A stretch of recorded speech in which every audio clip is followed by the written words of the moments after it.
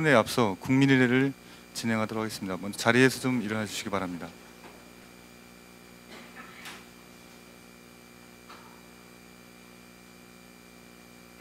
국기에 대하여 경례.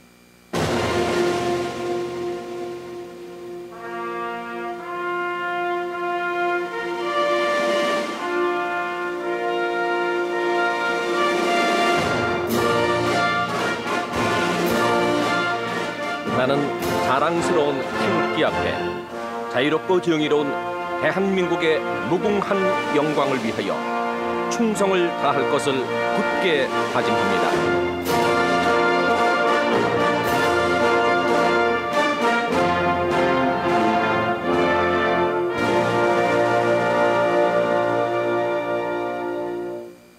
바로 다음은 순국선열 및 호국영령 그리고 문주화운동 희생자, 세월호 희생자를 기리는 묵념을 하도록 하겠습니다.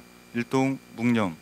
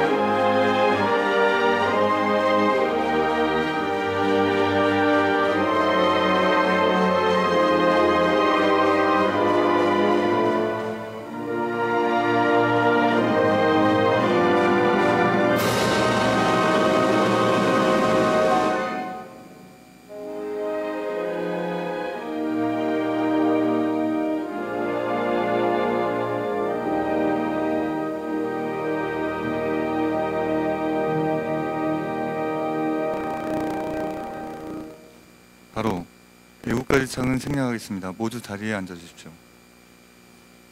여러분, 지금부터 중앙대학교 신광현 교수님의 사회로 천정배의 금회토론의 7번째 토론, 한국의 노동시장과 최저임금 문제 토론을 시작하도록 하겠습니다. 네, 반갑습니다.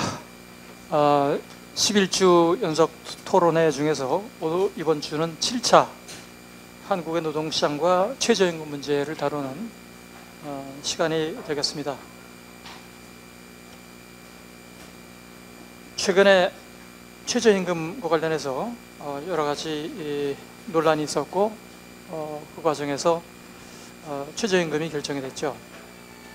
이 최저임금 문제뿐만 아니라 한국의 대부분의 사람들이 피고용자로 살고 있기 때문에 한국의 노동시장의 문제, 이것을 국제적인 수준에서 비교를 통해서 그리고 그 과정에서 한국 사회가 좀 더 발전하기 위해서는 무엇이 필요한지 이것을 객관적인 데이터를 가지고 분석하는 발표를 한국노동사회연구소 선임연구원이신 그리고 전에 노동사회연구소 소장을 하신 김유선 박사님, 그리고 토론회 한국노동연구원 장지연 박사님으로부터 발표와 토론을 듣는 시간을 갖기로 하겠습니다. 본격적인 발표와 토론에 앞서 천정배 의원님의 간단한 인사 말씀을 듣도록 하겠습니다.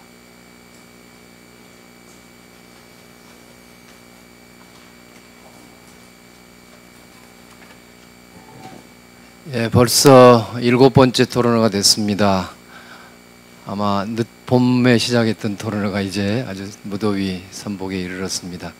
언제 11주를 하나 했는데 이제 곧 끝나가고 아마 좀 더 연장해야 될 것 같다는 생각도 합니다. 오늘 또 이 무더운 날씨에 이렇게 많은 분들이 또 이렇게 익숙한 이제 얼굴들께서 많이 찾아오셨습니다. 진심으로 감사드립니다.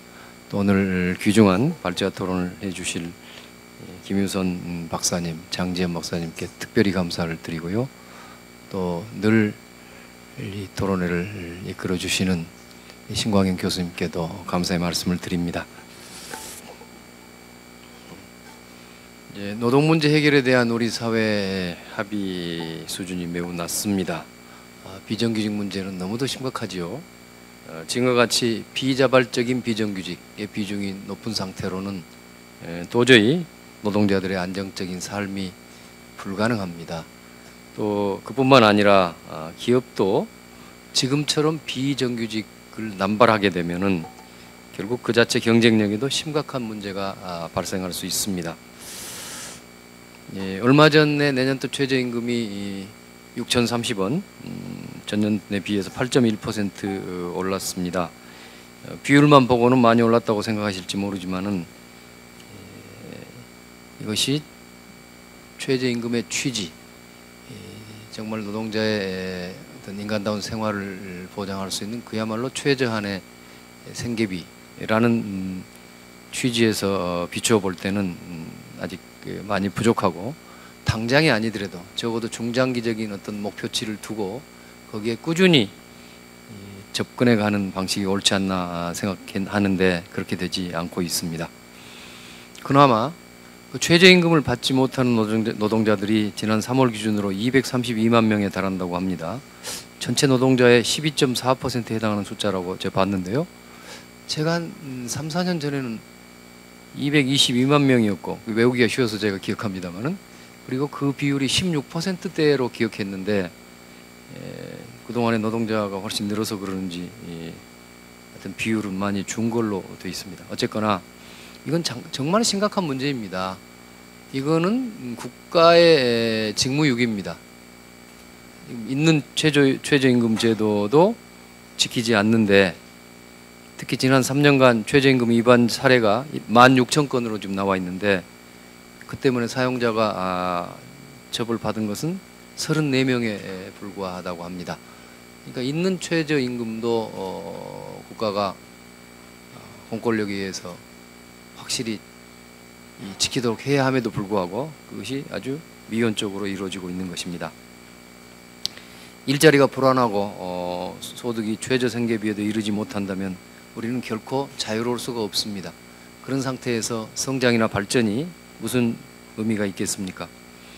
우리 경제는 더 성장해야 합니다. 성장이라는 말을 금기시할 이유가 없습니다. 성장해야 더 많은 일자리가 만들어지고 또 국민의 복지 수준도 높일 수 있습니다. 말할 것도 없이 그 성장은 공정한 성장이어야 합니다.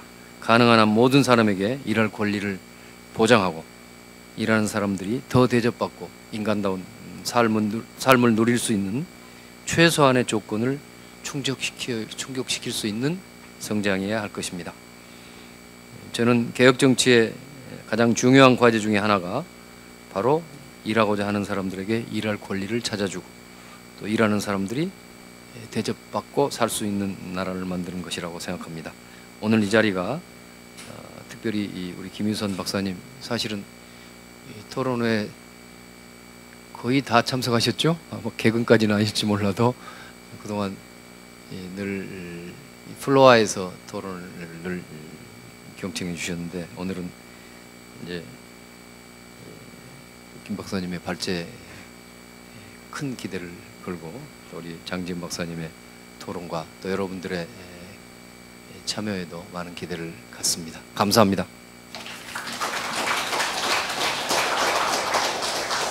네, 감사합니다. 그럼 바로 시간이 많지 않기 때문에 발표와 토론을 듣도록 하겠습니다.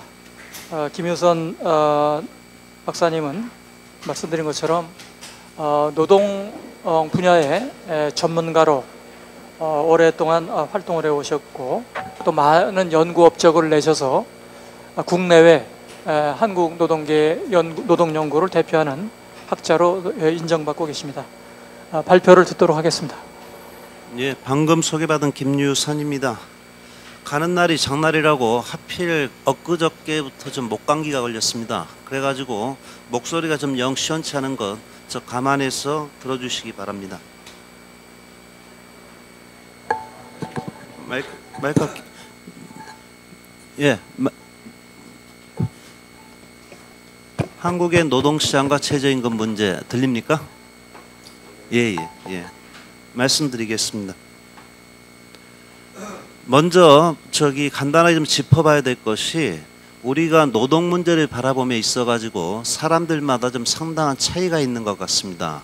그래서 그 부분과 결부해서 노동시장 그리고 노사관계를 바라보는 시각, 이 부분을 좀 간단하게 짚어볼까 합니다. 먼저 여기서 보면은 우리가 흔히 우리 사회에서 이야기할 때는 임금이 오르면은 고용이 준다, 이런 이야기 많이 하죠.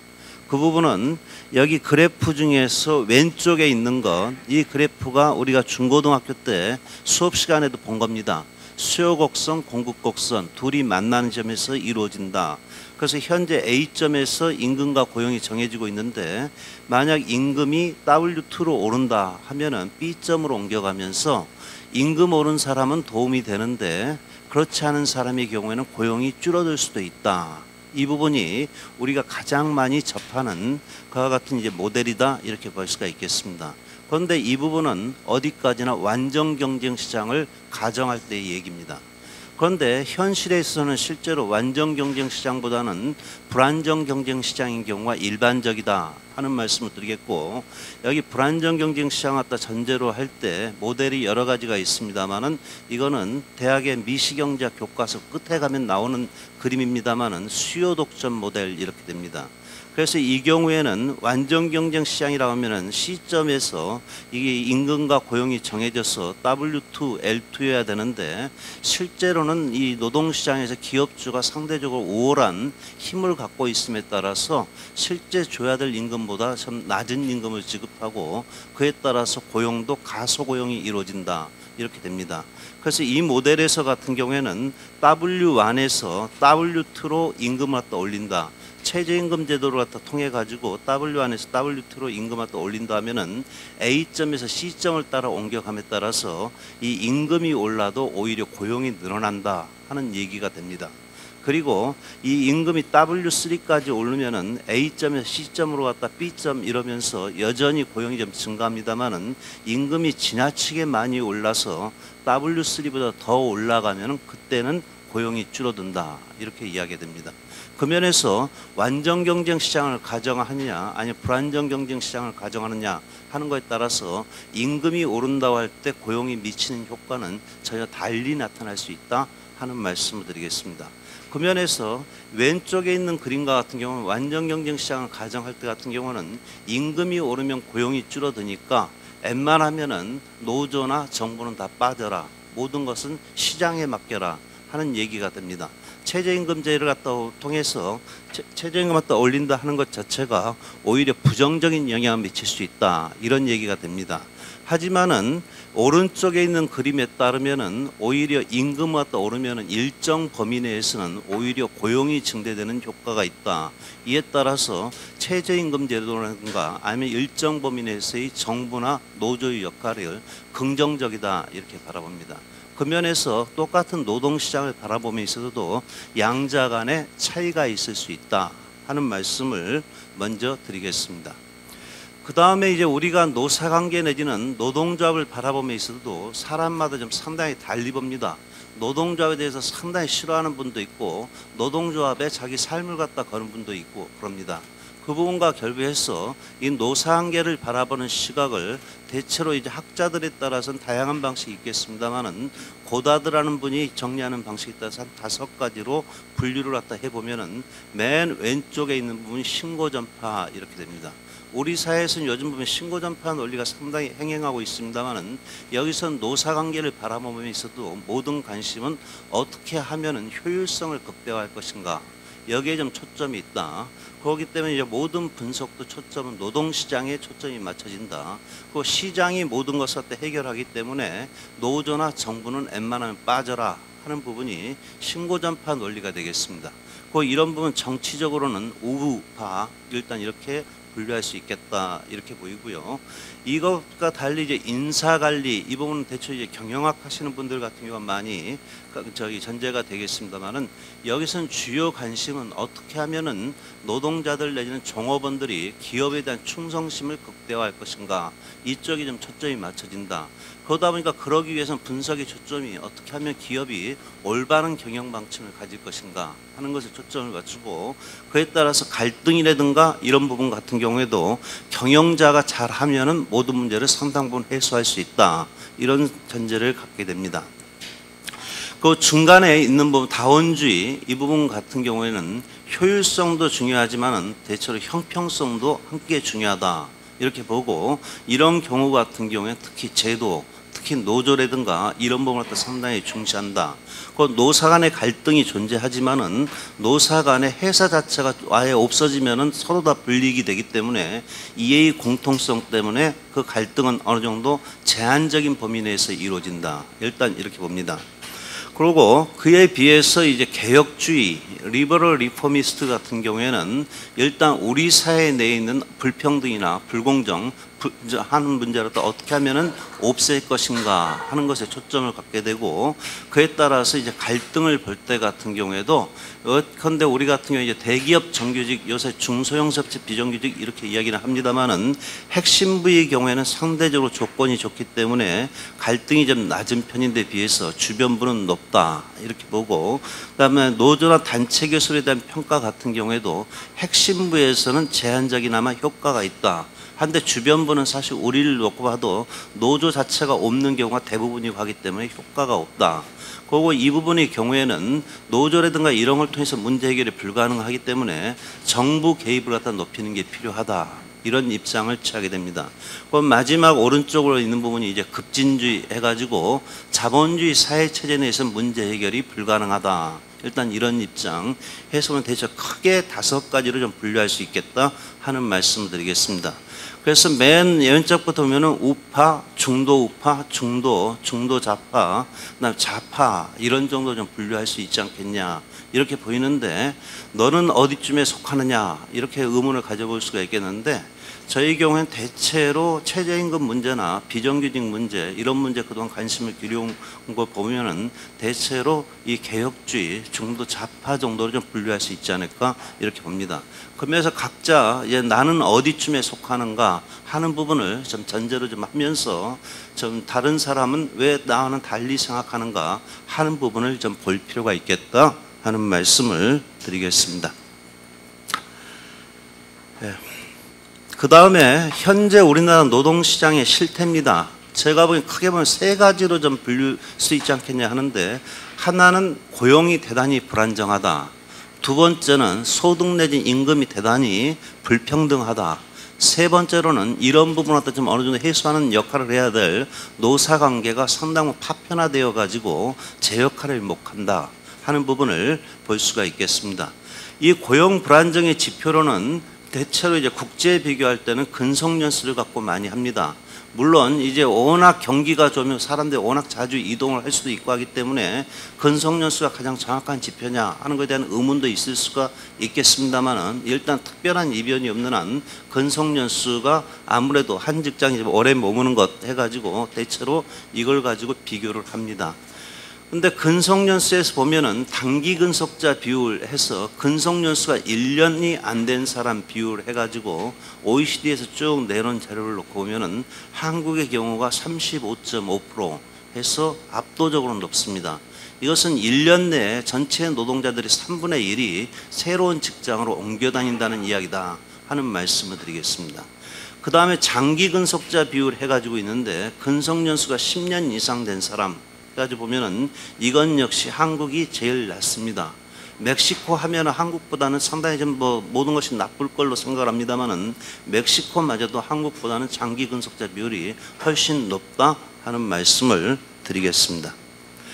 그 다음에 우리 사회에서 비정규직 문제를 갖다 많이 얘기를 합니다. 그 면에서 이제 비정규직의 경우가 요 최근에도 흔히 이야기하면은 계속 증가하고 있다, 이렇게들 이야기하기도 합니다만은 실제 통계상의 지표를 놓고 보면은 2007년까지 한 56% 그러다가 그 이후에 계속 감소해가지고 최근에는 한 45%로 나옵니다.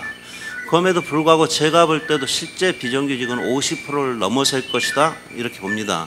그 부분은 여기서 이제 가장 빠져있는 부분 같은 경우가 요새 비정규직 문제하면 주로 많이 이야기 나오는 게 사내하청 문제입니다. 그런데 통계청 조사에서는 산해하청 부분 같은 경우가 별도의 문항으로 없음에 따라서 사실상 이 부분이 대부분 정규직으로 분류되고 있다 하는 말씀을 드리겠고, 그다음 우리나라 통계청에서 조사하는 과정에서 이주 노동자들 같은 경우가 전부 조사 대상에서 대부분 빠집니다.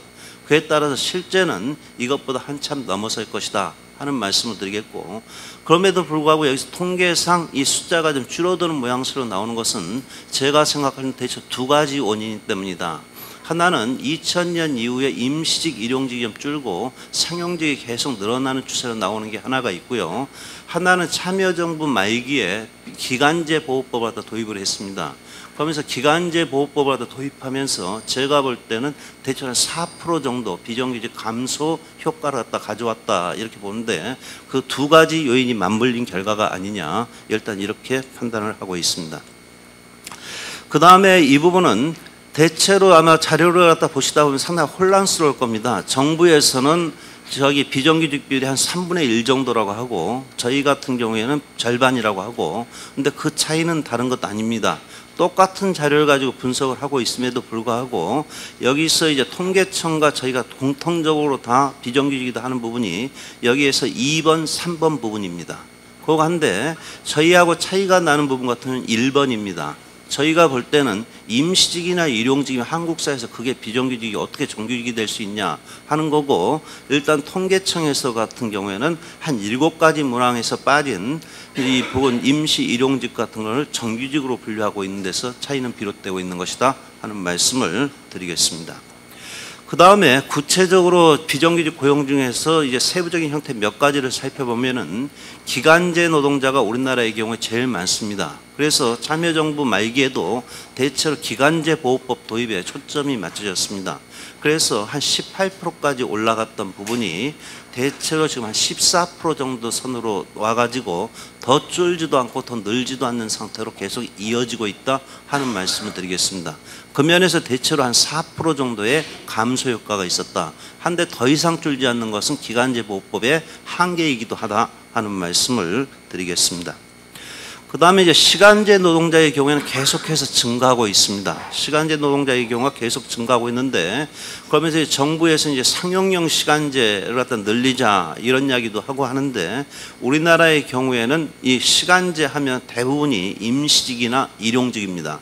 그러면서 이제 상용직의 경우에는 그 수가 극히 적다 하는 말씀을 드리겠습니다. 임용과 결부해서 저는 이제 상용형 시간제다 하면은 그것 자체만 띄어서 보면은 그런 대로 괜찮을 수도 있겠다 이렇게도 볼 수가 있겠습니다만은, 한국에서는 시간제 파트타임 하면 일단 임시기고 보는 이런 간행하에서 같은 경우에는 정부에서 상용형 시간제를 늘린다는 것 자체가 상당 부분 결국은 임시직 일용직의 이 시간제를 또 오히려 좀 더 확산시키는 효과를 갖고 오지 않겠냐 일단 이렇게 보입니다. 그리고 최근에 시간제가 계속 늘어났다 이렇게 말씀을 드렸습니다만은, 이 표에서 맨 오른쪽 위에 보시면은 2001년 8월만 해도 이 정규직의 임금 대비해서 시간당 임금 대비해서 시간제 노동자들의 임금이 한 80%는 됐습니다. 그런데 2014년 8월로 오면은 48%입니다. 그러니까 과거에는 한 80%가 되다가 지금은 절반 정도밖에 안 되는 수준으로 벌어졌다 하는 부분을 볼 수가 있겠는데, 이건 그만큼 그동안 늘어난 이제 시간제 노동자들의 일자리다 하는 것 자체가 어떻게 보면 극도로 저임금의 열악한 일자리를 중심으로 해서 확대되어 왔음을 갖다가 보여준다 하는 말씀을 드리겠습니다. 그리고 이제 정부에서는 그런 이야기도 합니다. 파트타임이라고 꼭 다 나쁜 게 아니다. 자발적 파트타임은 괜찮은 거다 이렇게 이야기를 합니다. 그리고 근면에서 이제 비자발적 파트타임이 나쁜 것이다 하는 것에 대해서는 이견이 없을 것이다 이렇게 보이고요. 그 이와 더불어서 임시기의 경우에도 상당히 이게 고용 불안을 조장하는 나쁜 고용 형태다 하는 것에 대해서는 크게 이견은 없는 것 같습니다. 그 면에서 임시직과 비자발적 파트타임 두 가지만 묶어가지고 봐도 이 구체적인 형태를 놓고 봐도 한국의 경우에는 매우 높은 수준이다 하는 말씀을 드리겠습니다. 그 다음에 요즘에는 주로 비정규직 문제가 거론되는 것이 간접고용 비정규직입니다. 파견근로, 용역근로 이렇게 되고, 우리 통계상으로는 그동안 잘 안 잡혀왔습니다만 산해하청 문제가 있습니다. 그거 한데 여기 그래프에서 보시면은 통계청에서 내놓을 때는 파견근로 하면 19만 명에서 1%다 이렇게 됩니다. 그 다음에 국제 비교하면 다른 나라에 비해서 상당히 좀 중하위권 정도 해서 그런 대로 괜찮아 보입니다. 그런데 외국 분들이 오면 저희한테 항상 묻는 것이 니네 용역 근로가 도대체 뭐냐 이렇게 묻습니다. 그리고 설문 문항을 들여다놓고 보면은 파견 근로하고 용역 근로하고는 다른 차이가 없습니다. 너 지난달에 월급 왔다 어디서 받았냐? 파견업체에 동그라미 하면 파견 근로자가 되는 거고 용역업체에 동그라미 하면 용역 근로자가 됩니다. 그거 한데 실제로 노동 현장에서는 파견업체라는 용어보다는 용역업체라는 용어를 갖다 훨씬 더 많이 쓰고 두 가지 업체가 겸하는 경우들도 상당히 많습니다. 그에 따라서 용역 근로다 하는 부분 같은 경우를 파견 근로하고 따로 구분해야 될 어떤 근거로 좀 발견하기가 힘들다. 그래서 파견 근로하고 용역 근로를 딱 합치면은 4.5%에서 오른쪽에서 두 번째 해가지고 저기 슬로베니아 다음으로 높은 것으로 나옵니다. 그런데 그동안은 사내하청 규모가 밝혀지지 않았습니다만은 고용노동부가 최근에 고용형태 공시제 이걸 하면서 300인 이상 대기업 사내하청 이 부분만 조사를 해도 90만 명 이렇게 나옵니다. 이런 부분까지 합치면은 거의 한 9% 가까이 우리 같은 간접 고용 비중이 올라간다 하는 면에서 다른 어느 나라보다도 조악한 비정규직 고용 형태를 갖고 있다 하는 말씀을 드리겠습니다. 그 다음에는 소득 불평등 내지는 임금 불평등 문제입니다. 과거에 90년대 초반에 노동조합이 상당히 좀 활성화돼가지고 움직일 때 그 당시에 경총에서 하던 이야기가 성장률보다 너무 지나치게 임금 인상이 올라가는 건 곤란하고 성장에 상응하는 임금 인상이 이루어져야 된다 하면서 생산성 임금제를 얘기를 했습니다. 그래서 90년대 중반까지라도 이렇게 쭉 해야지 보면은 성장에 조금 못 미치는 수준에서 실질 임금이 인상이 됐습니다. 그러다가 외환위기 이후에 이 격차가 확 벌어지기 시작합니다. 그런 면에서 이제 성장에 못 미치는 임금 인상 이렇게 왔고 2008년 글로벌 위기를 또 겪은 뒤에는 저는 오히려 한국에는 글로벌 위기가 직접적인 영향 그다지 크게 미치지 않은 것 아니냐 하는 면에서는 오히려 MB정부 효과 아니냐 이렇게도 보이는데 MB정부에 와서는 거의 성장은 이루어져도 임금은 거의 한 푼도 오르지 않는 이와 같은 이제 성장 임금 없는 성장의 국면이 전개되고 있습니다. 한데 이 부분 같은 경우는 1차적으로 이 뭡니까 비정규직을 갖다 상당 부분 많이 사용함으로써 이와 같은 격차가 벌어졌다 하는 것도 한 가지 요인일 거고요. 근데 그와 더불어서 정규직의 경우 역시 비정규직보다는 형평이 낮다고 합니다만은 일단은 성장에 못 미치는 임금 인상이 이루어졌다 하는 말씀을 드리겠습니다. 그 부분은 여기서 보시면 성장률이 2000년부터 2014년까지 평균하면 한 4.4%입니다. 근데 노동부의 자료를 가지고 분석을 하면 한 2.5 내지 2.6%입니다. 근데 노동부 자료는 5인 이상 사업체 상용직이기 때문에 대체로 뭐 정규직 자료 정도로 볼 수 있지 않겠냐 이렇게 봅니다. 그러면서 오른쪽에 있는 한국은행 피용자 보수총회 한국은행에서 국민소득 통계를 갖다 낼 때 내놓습니다만은 그걸 갖다 전체 노동자 수로 나눠가지고 계산을 해보면은 여기에는 비정규직도 다 포함됩니다만은 지난 10여 년 동안 평균적인 인상률이 1.4%였다 하는 부분을 볼 수가 있겠습니다. 그 면에서 비정규직은 물론이고 정규직의 경우에도 성장에 못 미치는 임금 인상이 이루어져 왔다 하는 말씀을 드리겠습니다. 그러다 보니까 요즘 많이 얘기됩니다만 노동소득 분배율이 하락합니다. 맨 아래에 있는 파란선 같은 경우에는 90년대 중반 이후에 조금씩 오르락내리락 하면서도 거의 비슷한 수준을 유지하는 걸로 나오는데 이건 한국은행이 발표하고 있는 내용입니다. 그런데 여기서 유념해야 될 것은 90년대 중반 같은 경우는 노동자 수가 한 1300만 정도였는데 지금은 1800만, 1900만에 육박하는 수준인데 가져가는 몫은 거의 비슷하다 하는 말씀을 드리겠고 맨 위에 있는 것은 자영자들의 소득까지 합친 부분입니다. 자영자들 경우에 이 부분 같은 경우에 상당히 빠른 속도로 하락하고 있는 모양 이런 부분을 볼 수가 있겠다 하는 말씀을 드리겠습니다.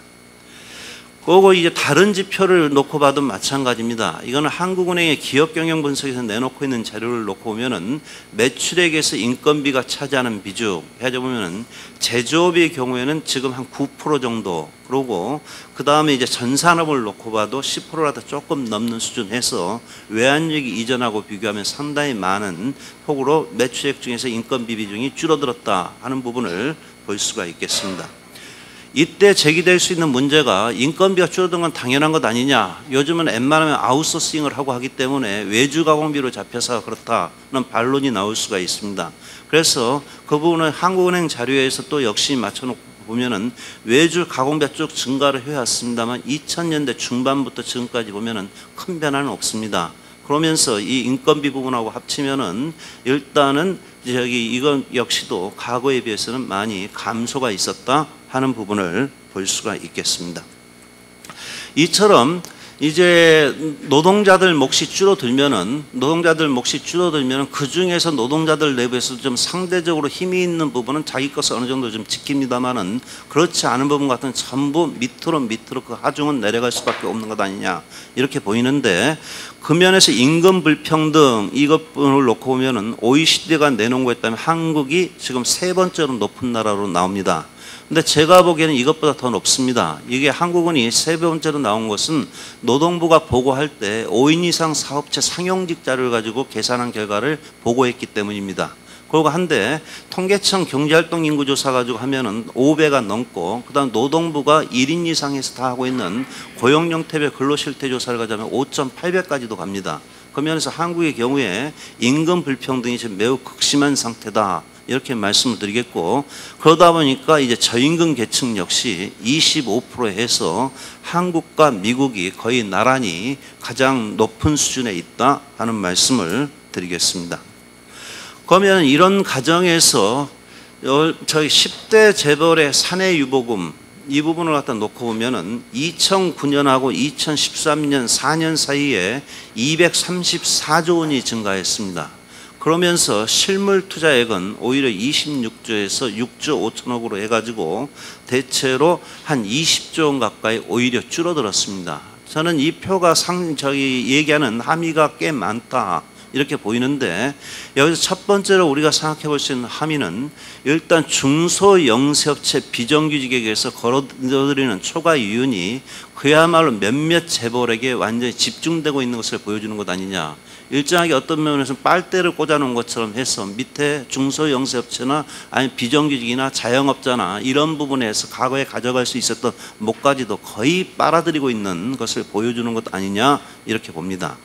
그다음 두 번째로는 이게 그럼에도 불구하고 실물 투자가 줄어든다는 것은 다수 국민이 소비 여력을 상실하고 안팎의 경제 환경이 불확실한 상태에서 재벌 기업들도 투자할 곳을 찾지 못하고 있는 것을 또 얘기하고 있는 것 아니냐 이렇게 봅니다. 그 다음에 함의 세 번째로는 이런다고 할 때 같은 경우에 법률로 강제하든가 아니면 기업이 판단할 때 돈벌이가 된다고 판단되지 않는 한은 재벌들이 투자를 확대하거나 일자리를 늘리지는 않을 것이다. 대체 보면 정치권에서 기업이나 재벌들에게 뭐 일자리 투자를 해라 이런 이야기를 합니다만 자기들 이해관계에 맞거나 뭔가 강제되지 않는 한은 아마 늘리지 않을 것이다. 일단 이렇게 봅니다. 그 면에서 흔히 노동자들 내부의 임금 불평등 이런 이야기를 하면은 1차적으로 우리 사회에서 정규직 가보 이렇게 정부 쪽에서 이야기를 합니다만은 제가 볼 때는 그 이전에 재벌 가보 이게 가장 1차적인 문제의 근원이다 이렇게 봅니다.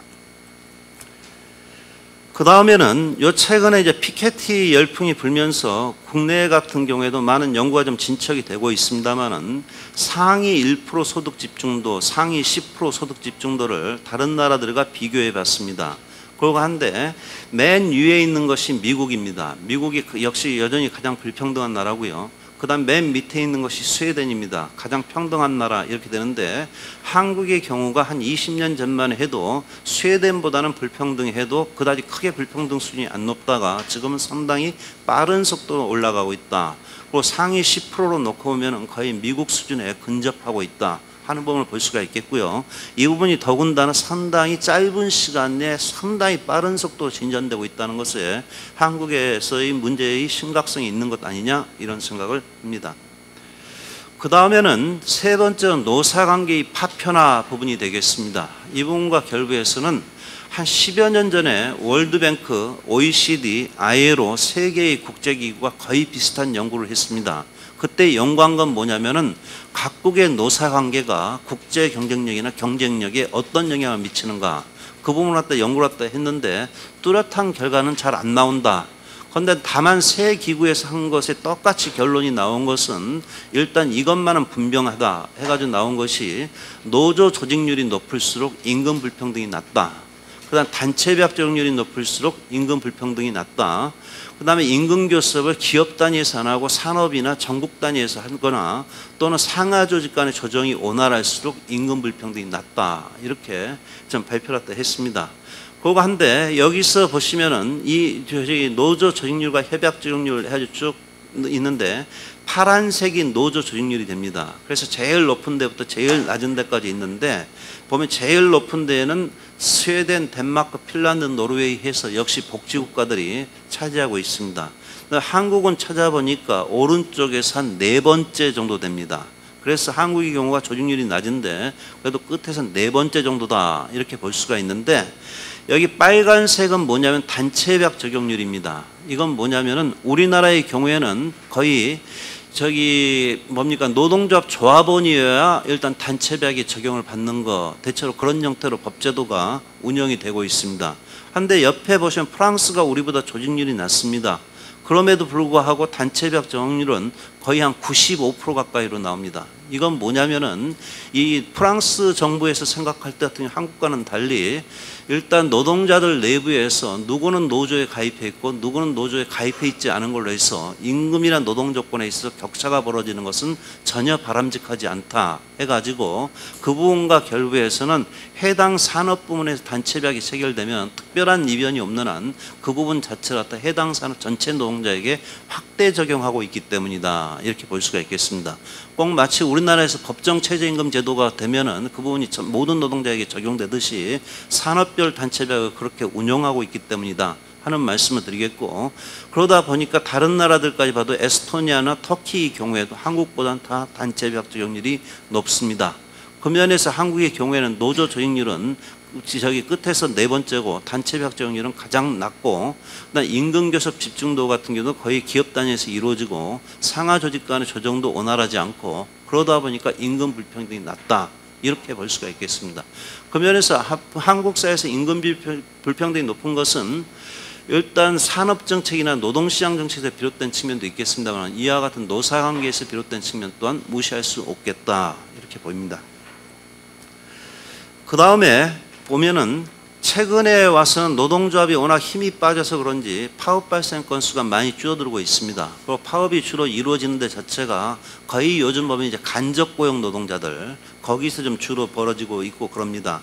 그러고 한데 그에 반해서 부당해고 구제 신청은 상당히 빠른 속도로 증가를 하고 있습니다. 이건 다른 게 아니라 이 집단적 노사관계가 제 역할을 다 못해주니까 이 노동자들 당사자들이 자신들의 불이익이라든가 피해를 가지고 이제 법에 호소하는 방식으로 가고 있음을 말해준다 하기 때문에 외형상 지금 꼭 이제 집단적 노사관계 영역에서 뭐 파업이라든가 이런 부분이 덜 벌어진다 해가지고 이것 자체가 노사관계가 안정되고 있다고는 전혀 볼 수 없다 이렇게 보입니다. 이건 2주 전에 도봉산입니다. 그 다음에 그럼 이제 앞으로 우리가 뭘 해야 되냐 하는 과제 문제가 되겠습니다. 한데 이 과제가 상당히 많은 것도 있겠습니다만은 일단은 박근혜 정부 들어서면서 저희 경우에는 욕심을 좀 많이 버렸습니다. 그래서 대체로 박근혜 정부가 공약한 것 중에서 일단 확실하게 좀 하자 하는 것 중심으로 일단 정리를 해봤다 하는 말씀 드리겠습니다. 첫 번째로 상시 지속적인 일자리는 정규직 고용화도 원칙으로 하겠다 했습니다. 좋다. 요거 좀 제대로 하자. 그런데 정부 쪽에서 운영하는 것은 공공부문의 직접 고용에만 한정을 하고 있습니다. 근데 간접 고용 노동자들 역시도 상시 지속적 일자리면은 정규직 고용화도 원칙으로 해야 될 것 아니냐. 이 부분 같은 경우에도 이것 자체가 민간 부문의 경우에도 중소영세업체는 어렵다고 하면 좀 뒤에 한다 하더라도 일단 여기 재벌계 기업이라든가 이런 데 같은 경우는 충분한 여력이 있는 것 아니냐. 그런데도 상시 지속적 일자리는 정규직 고용을 또 원칙으로 해야 될 것 아니냐 이렇게 보입니다. 두 번째는 OECD 수준으로 노동시간의 단축, 그 다음 세 번째로 최저임금의 현실화, 네 번째로 연금 실업급여의 제도 개선 이런 부분이 있겠습니다.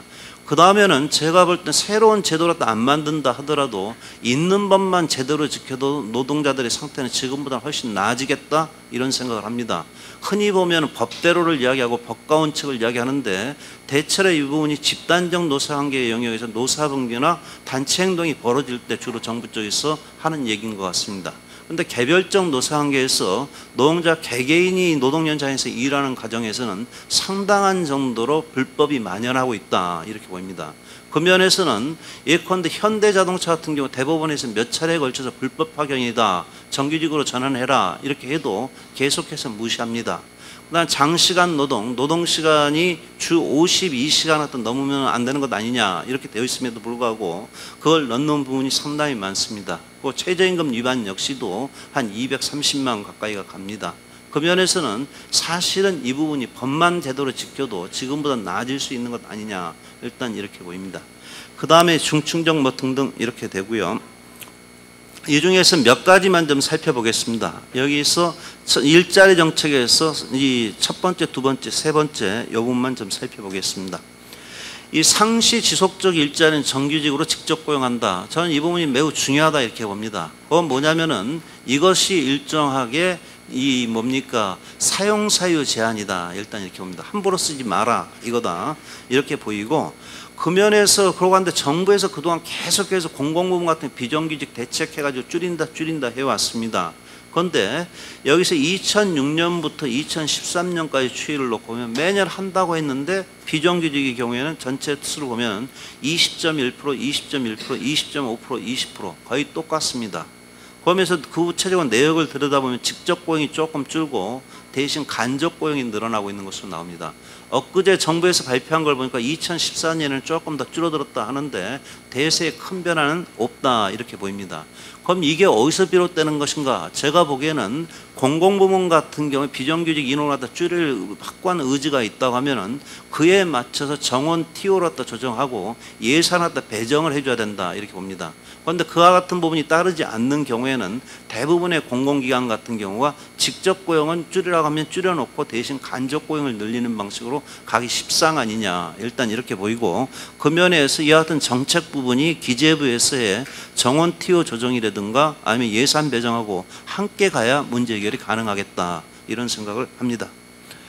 그 다음에 민간 부문 같은 경우에도 보면은 그동안 여기 제가 작년에 보니까 재벌닷컴에서 자료를 내놓을 때 재벌들은 비정규직을 거의 쓰지 않는다 해서 비정규직 비율이 6% 이렇게 나왔었습니다. 그거 한데 그것 자체는 이제 대체로 직접 고용 비정규직만 조사한 결과입니다. 그래서 요 최근에는 작년부터 노동부가 고용형태 공시제해서 300인 이상 민간 대기업에 대해서는 전수조사를 하고 있습니다. 근데 전수조사에서 나온 결과를 놓고 보면은 이 10대 재벌만 놓고 봐도 비정규직 비율이 36% 이렇게 갑니다. 근데 여기서 직접 고용은 6%고 간접 고용, 사내하청 쓰는 게 30%입니다.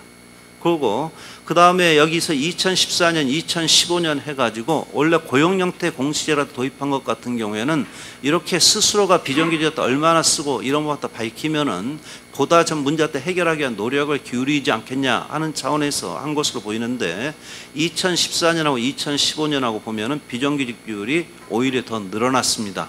이것 자체는 이 부분이 민간 부문에 대해서도 일정한 강제가 좀 들어가지 않으면 문제 해결이 어려운 것 아니냐 이것을 좀 보여준다 이렇게 보입니다.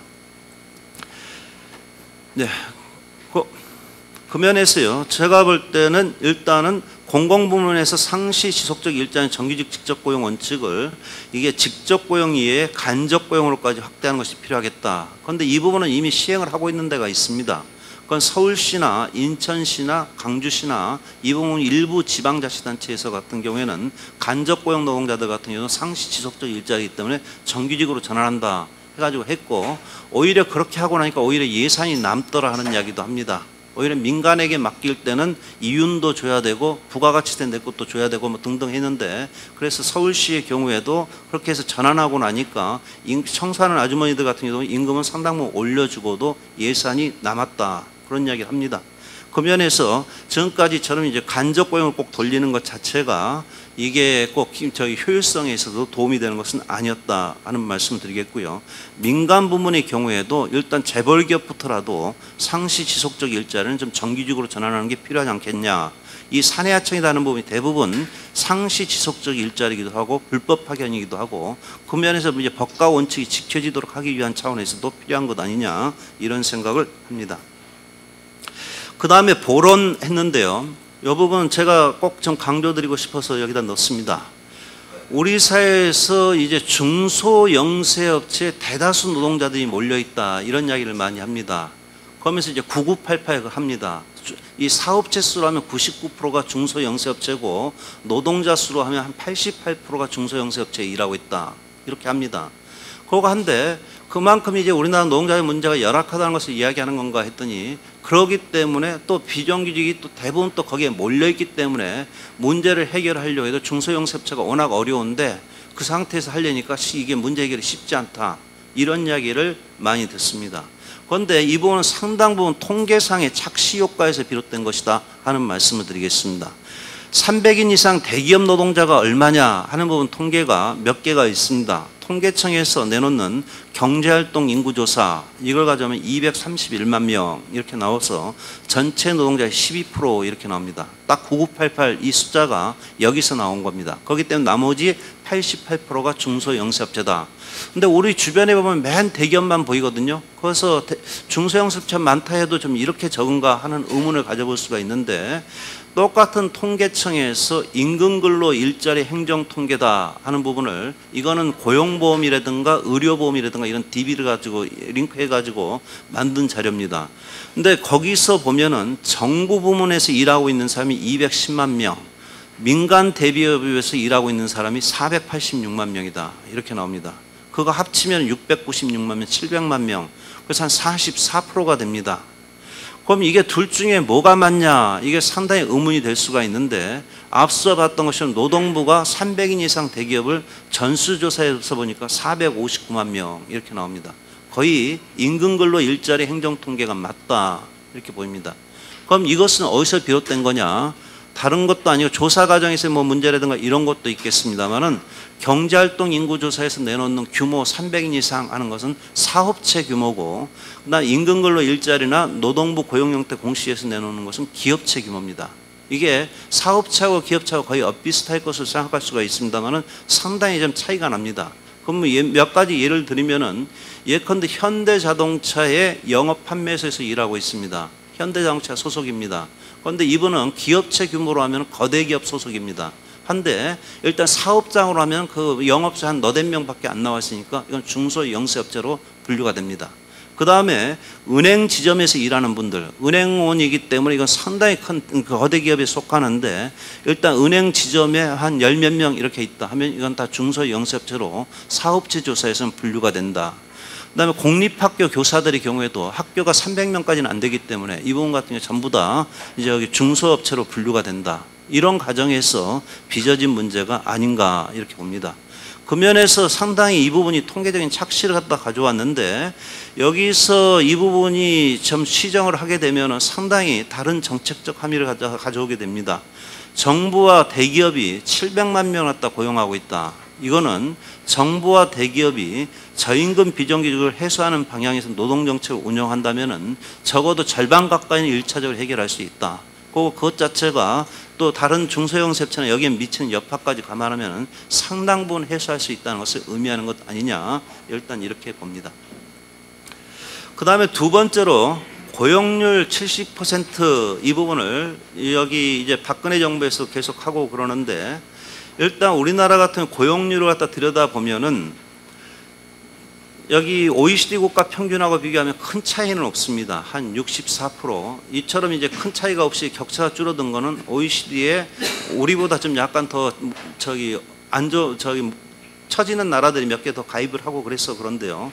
그런데 이제 남성의 경우에는 OECD 평균보다 높습니다. 여성의 경우가 낮습니다. 그 다음에 연령별로 해가지고 보면은 장년층의 경우에는 OECD 평균에 비해서 떨어지지 않습니다. 그 고령층의 경우에는 오히려 높습니다. 그 청년층이 낮다 이렇게 보이는데 고령층이 높은 것은 다른 것 아닙니다. 노후 생활이 보장이 안 되기 때문에 어떤 형태든 일감을 갖다 찾으려고 하는 거. 그렇기 때문에 고령자지 뭡니까 고용률이 높을 수밖에 없고 그럼에도 불구하고 노인 빈곤율은 가장 높은 나라 이렇게 분류가 됩니다. 한데 우리의 경우에는 청년층의 경우가 고용률이 상당히 낮다 하는 부분을 볼 수가 있겠습니다. 그 다음에 성별, 학력별 고용률 같은 놓고 보면은 다른 나라 같은 경우는 남성이나 OECD 국가 여성 이렇게 보면은 학력 수준이 높을수록 고용률이 올라갑니다. 근데 한국의 경우에는 여성의 경우를 보면 학력 수준에 관계없이 거의 똑같습니다. 그리고 OECD 국가 평균하고 비교해서 보면은 저학력층의 경우에는 OECD 국가 평균보다 훨씬 고용률이 높고 고학력층의 경우에는 낮습니다. 그 면에서 제가 볼 때는 고용률 같은 높인다 할 때 같은 다른 게 아니라 청년 고용률을 어떻게 높일 것인가, 그 다음에 고학력 여성의 고용률을 갖다 어떻게 높일 것인가, 이 문제가 될 텐데, 이런 부분 같은 경우는 사실은 다른 게 아니라 이것 자체가 저임금 비정규직 일자리가 없어서 이 부분들이 안 움직이는 것이 아니다. 청년층들 같은 경우도 학교 다니면서 알바나 이런 건 다 한다. 한데 내가 구하려고 하는 일자리가 앞으로 평생을 걸고 일하려는 일자리가 뭐 언제라도 그만두려면 그만둬야 되는 그런 일자리 갖다 젊은 학생들이 바라는 건 아니지 않냐. 그 면에서 같은 경우에는 고용률을 더 양적인 측면에서 끌어올리기 위해서라도 일단은 이 양질의 일자리 갖다 만들어내는 것에서 문제 해결 방향은 찾아야 된다. 일단 이렇게 봅니다. 노동시간 단축과 결부해서는 자료로 좀 대체를 하겠습니다. 여기 자료에서 이 부분만 말씀드리겠습니다. 요 최근에 노동시간이 많이 좀 줄어들었다고 합니다만은 그 현행법에 따르면 주 40시간 노동제고 연장근로 한도가 12시간이니까 52시간을 웬만하면 넘지 갖다 말아야 되는데 지금도 뭐 52시간을 초과하는 부분이 한 17%, 18% 가까이 나옵니다. 그거 한데 그리고 최근에 와가지고는 금년에 이제 처음 나타난 양상입니다. 그동안 노동시간이 계속 줄어들다가 이제 주 40시간 단축 효과도 이제 다 소진되고 해가지고 한데 금년이 작년보다 조금 이제 노동시간이 증가하는 추세로 좀 돌아섰더라 하는 말씀을 드리겠습니다. 그 면에서 노동시간을 더 단축하기 위한 보다 좀 적극적인 노력이 필요하겠다 이렇게 보입니다. 그 다음에는 이제 최저임금 문제를 다루겠습니다. 오늘 주제에서도 일단 한국의 노동시장과 최저임금 해가지고 이렇게 돼 있고 해서 이 부분 조금 더 말씀을 드리겠습니다. 근데 실제로 보면 우리나라 노동시장에서 노조 조직률이 10%밖에 안 되고 함에 따라 가지고 저임금 노동시장 같은 경우에는 최저임금 이외에는 임금 갖다 결정할 수 있는 메커니즘이 아무것도 없습니다. 이게 그러다 보니까 요 최근에는 거의 다 최저임금만 쳐다보는 식으로 이제 저임금 노동시장의 경우에는 임금이 결정이 이루어지고 있다 하는 말씀을 드리겠습니다. 그래서 이 부분은 금년 3월달 조사를 가지고 뽑아본 건데요. 그런데 5,580원에서 6,000원 이하가 한 64% 가까이 됩니다. 이건 시급제 노동자들 것만 갖고 뽑은 건데요. 그 면에서 같은 경우 상당 부분 이쪽에 저임금 노동시장, 최저임금 주변에 많이 몰려 있다 이렇게 보이는데 여기 맨 왼쪽에 있는 그림은 비정규직의 경우입니다. 그다음 여성 비정규직, 그다음 시급제 노동자 해가지고 보면은 여기 중간에 있는 짝대기 선이 최저임금 받는 사람 그 수준인데 거의 그쪽에 몰려 있다 하는 부분을 볼 수가 있겠습니다. 그다음 우리나라의 경우에 최저임금 추이를 갖다 놓고 보면은 89년에 도입한 이후에는 계속해서 감소했었습니다. 그러다가 DJ 정부 때 90년대 계속 가다가 DJ 정부 때 우리나라 최저임금이 너무 형편없이 거의 있으나마나한 제도다 해서 제도로 작동해야 된다 하면서부터 좀 관심이 좀 높아지고 그러면서 90년 이후 IMF 위기 이후에부터 조금씩 최저임금 비율이 올라가기 시작했습니다. 여기 그래프가 4개씩 나오는 것은 뭘 기준으로 하느냐에 따라서 이 비율이 차이가 나기 때문에 함께 보여드렸는데 근데 어느 것을 놓고 보나 거의 90년대 말을 저점으로 해서 그 다음부터는 올라오고 있는 것으로 보입니다. 한데 이 부분은 한국만 그런 건 아닙니다. OECD 국가들 다른 나라들을 봐도 대부분 마찬가지입니다. 그건 뭐냐면은 특히 2000년대 이후에 임금 불평등 문제가 각국에서 거론이 되면서 임금 불평등을 해소하기 위한 정부가 할 수 있는 사실상 가장 손쉽게 접근할 수 있는 방식이 최저임금제다. 이 차원에서 각국이 최저임금 문제에 관심을 기울이고 있기 때문입니다. 그거 한데 최근에 보면은 이제 2000년부터 해서 2014년까지 쭉 올라왔는데 그럼에도 불구하고 최근의 수준이다 하는 것 자체가 최저임금 도입할 때 수준 정도다 하는 말씀을 드리겠습니다.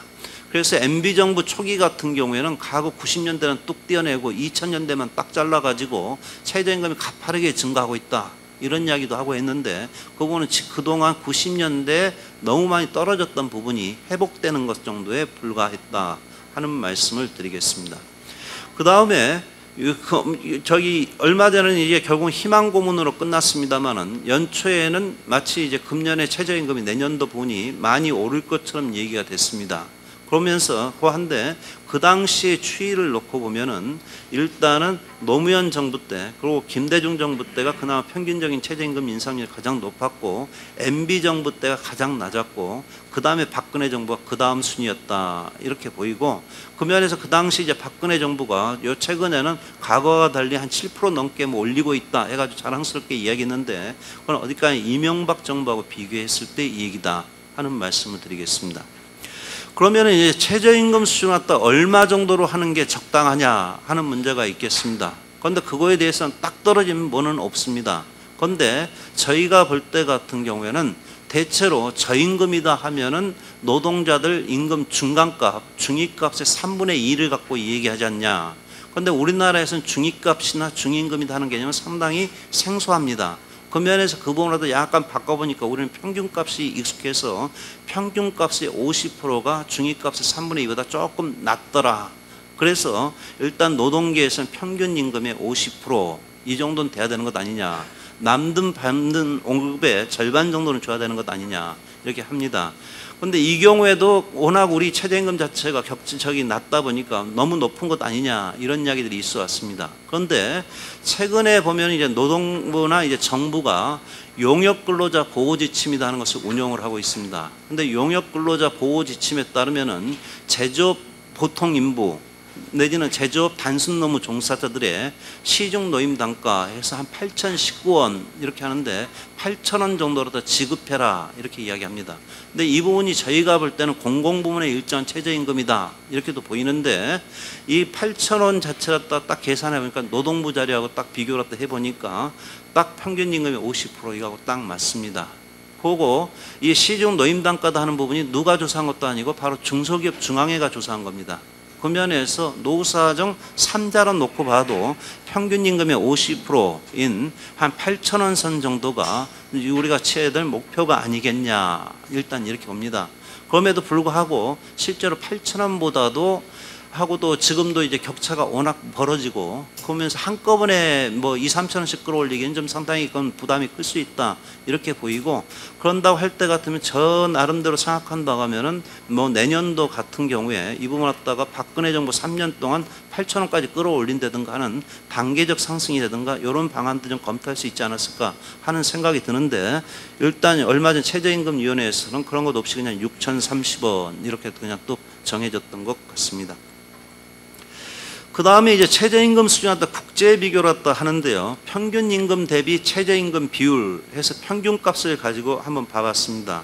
그래서 한국의 경우가 35.2% 해가지고 여기서 보면은 OECD에서 25개국 중에서 17등 이렇게 나옵니다.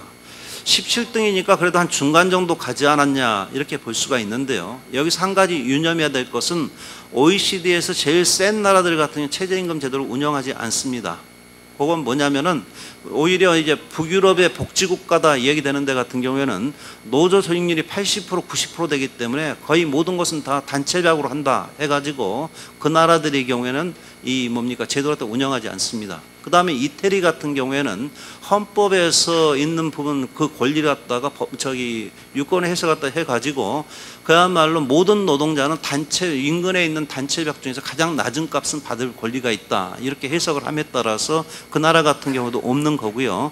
그거 한데 독일 같은 경우가 금년부터 최저임금 제도를 시행을 했습니다. 독일의 경우에는 과거에 노조 조직률이 높을 때는 거의 노사 간에 알아서 해결한다 그러다가 최근에는 조직률이 상당 부분 떨어지고 단체벽 조직률이 떨어지니까 미조직 노동자를 보호할 길이 없다 해서 최근에는 독일마저도 이 뭡니까 단체벽 법정 최저임금 제도를 도입했다 하는 말씀드리겠습니다.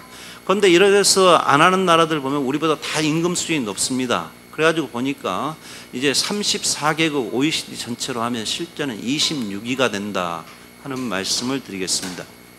그럼 이제 시간당 최저임금 액수로 보면 어떠냐 하는데 4.4달러 이렇게 됩니다.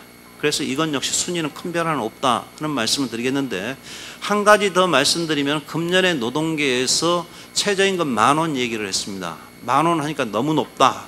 이렇게 볼 수도 있는데 실제로 여기서 보시면은 저기 호주부터 해가지고 호주, 룩셈부르크, 프랑스, 벨기에, 아일랜드, 뉴질랜드, 네덜란드, 캐나다, 영국 이 나라들은 이미 10,000원이 넘습니다. 그리고 아까 최저임금 제도를 시행하지 않는 나라들 같은 경우도 마찬가지고요. 그거 하기 때문에 지금 있는 임금이 너무 낮아서 그런 것이지 먼 미래의 얘기는 아니다 하는 말씀을 드리겠습니다. 그 다음에 이제 최저임금 수혜자와 미달자 부분입니다. 그동안 한 15년 가까이 최저임금 관련 통계는 계속 내왔습니다만은 그동안 최저임금 미달자 통계만 냈습니다. 그거 한데 최저임금 미달자 통계를 놓고 보면은 박근혜 정부 들어와서 이 미달자 비율이 계속 증가하고 그 다음에 가장 최근에가 232만 6천 명 해가지고 좀 계속해서 누적되고 있다 이렇게 보입니다. 그런데 최저임금 미달자 통계만 내니까 어떤 이야기가 나오냐면은 최저임금 기껏 올려봤자 그건 뭐 못 받는 사람이 세고 셌는데 올리는 건 놔두고 미달자 부분에나 좀 관심 가져야 되는 것 아니냐 하면서 그것 자체가 반은 맞는 이야기인데 반은 좀 틀린 얘기가 나오고 해서 최저임금 수혜자도 한번 계산을 했습니다. 근데 최저임금 수혜자는 사실 정확한 엄밀한 추정은 쉽지 않습니다. 그래서 한 방식이 ILO가 하고 있는 방식으로 최저임금 X보다 10% 플러스 마이너스 10% 범위 내에 있는 사람 이렇게 추정했다 합니다. 그래서 해보니까 그 최저임금 수혜자도 미달자도 많지만 혜택을 받는 사람도 한 176만 명에서 9.4% 가까이 된다 하는 부분을 볼 수가 있겠습니다. 그 여기서 그럼 어떤 사람들이 최저임금 미달자고 수혜자인가 해가지고 똑같은 사람들이었습니다. 그래가지고 보니까 뭐 미달자를 보다 수혜자를 보나 여성 비중이 압도적으로 높고요. 그 다음에 이제 학력 수준으로 보면은 아주 저학력층하고 그 다음에 학교라도 휴학하거나 재학 중에 일하러 나온 이 아르바이트 학생들 이 부분들이 가장 압도적으로 높고요. 연령별로 보면 청년층하고 고령자 이 부분이 높고 그 다음에 영세업체 그리고 비정규직 그 비정규직 중에서 대체로 시간제 노동자 이쪽에 많이 몰려 있습니다. 뿐만 아니라 요 최근에는 노동조합들에서도 최저임금 문제에 대해서 상당히 관심을 갖고 해서 상당히 좋게 생각을 합니다만은 대체로 이 뭡니까 관련된 부분은 무노조, 노조 없는 사업장에 노동조합에 가입하고 있지 못한 분들 이 부분들이 대부분 최저임금의 수혜자이자 또 미달자 집단에 속하고 있더라 하는 말씀을 드리겠습니다. 이 부분은 그러면 이제 뒤에 남는 문제가 최저임금의 고용효과 부분입니다. 근데 이 부분은 이론적 측면에서는 앞서 그래프를 가지고 좀 말씀을 드렸는데 앞서 제가 맨 처음에 시작했던 이 그래프가 그냥 괜히 드리는 말씀은 아니고 영미권에서 최저임금 관련한 논쟁하면서 거의 이론적 측면에서 이 두 가지의 모델로 좀 대비되고 있습니다. 그렇기 때문에 이론적 측면에서 팽팽하다 하는 말씀을 드리겠고 그러고 나니까 거의 실증 분석 문제로 가 있습니다. 그런데 OECD가 98년에 내놓은 부분을 보면은 임금 효과 결부에서는 분명히 최저임금이 임금 불평등을 완화하는 데 긍정적인 역할을 한다. 그리고 연령 간 남녀 간 임금 격차를 축소한다. 그렇게 여러 연구 결과들을 좀 종합을 하고 있고요. 그다음에 최저임금 비율이 높은 나라일수록 임금 불평등과 저임금 계층이 적더라. 이렇게 됩니다. 그다음 고용효과 결부에서는 이론적 측면에서나 실증적 측면에서나 최저임금이 고용효과에 대한 합의는 존재하지 않는다. 그런데 최저임금 수준이 높을수록 10대 청소년들이 일자리를 갖다 잃을 가능성은 높다. 근데 이건 어디까지 10대 청소년입니다. 그러면서 여성이나 파트타임 등의 성인 고용에 대한 부정적 효과는 발견되지 않는다. 그렇게 정리를 하고 있고요. 빈곤이나 분배에 미치는 효과 같은 경우에는 노동자 가구를 놓고 보면은 분명히 빈곤이 좀 축소되고 그다음 소득 분배 구조 개선이 된다. 근데 전체 가구로 가면은 노동자가 한 명도 없는 가구도 있고 그렇죠. 그러다 보니까 효과는 아무래도 좀 줄어든다. 그것은 가족 구성이나 취업자 구성이 어떠냐에 따라서 그 결과는 상당히 다양하다. 이렇게 이야기를 합니다. 그 다음에 참여정부 말기에 EITC에서 근로장려세를 갖다 시행을 하고 있습니다. 요 최근에 최저임금제도를 올리자 하니까는 이제 재계나 여기서는 오히려 뭡니까 EITC라든가 뭐 이런 부분을 해결하면 되지 이렇게도 이야기가 나오는데 더 효과적이냐 그분과 결부에서는 EITC 근로장려세제는 일정 효과는 있는데 국가의 재정이 소요된다.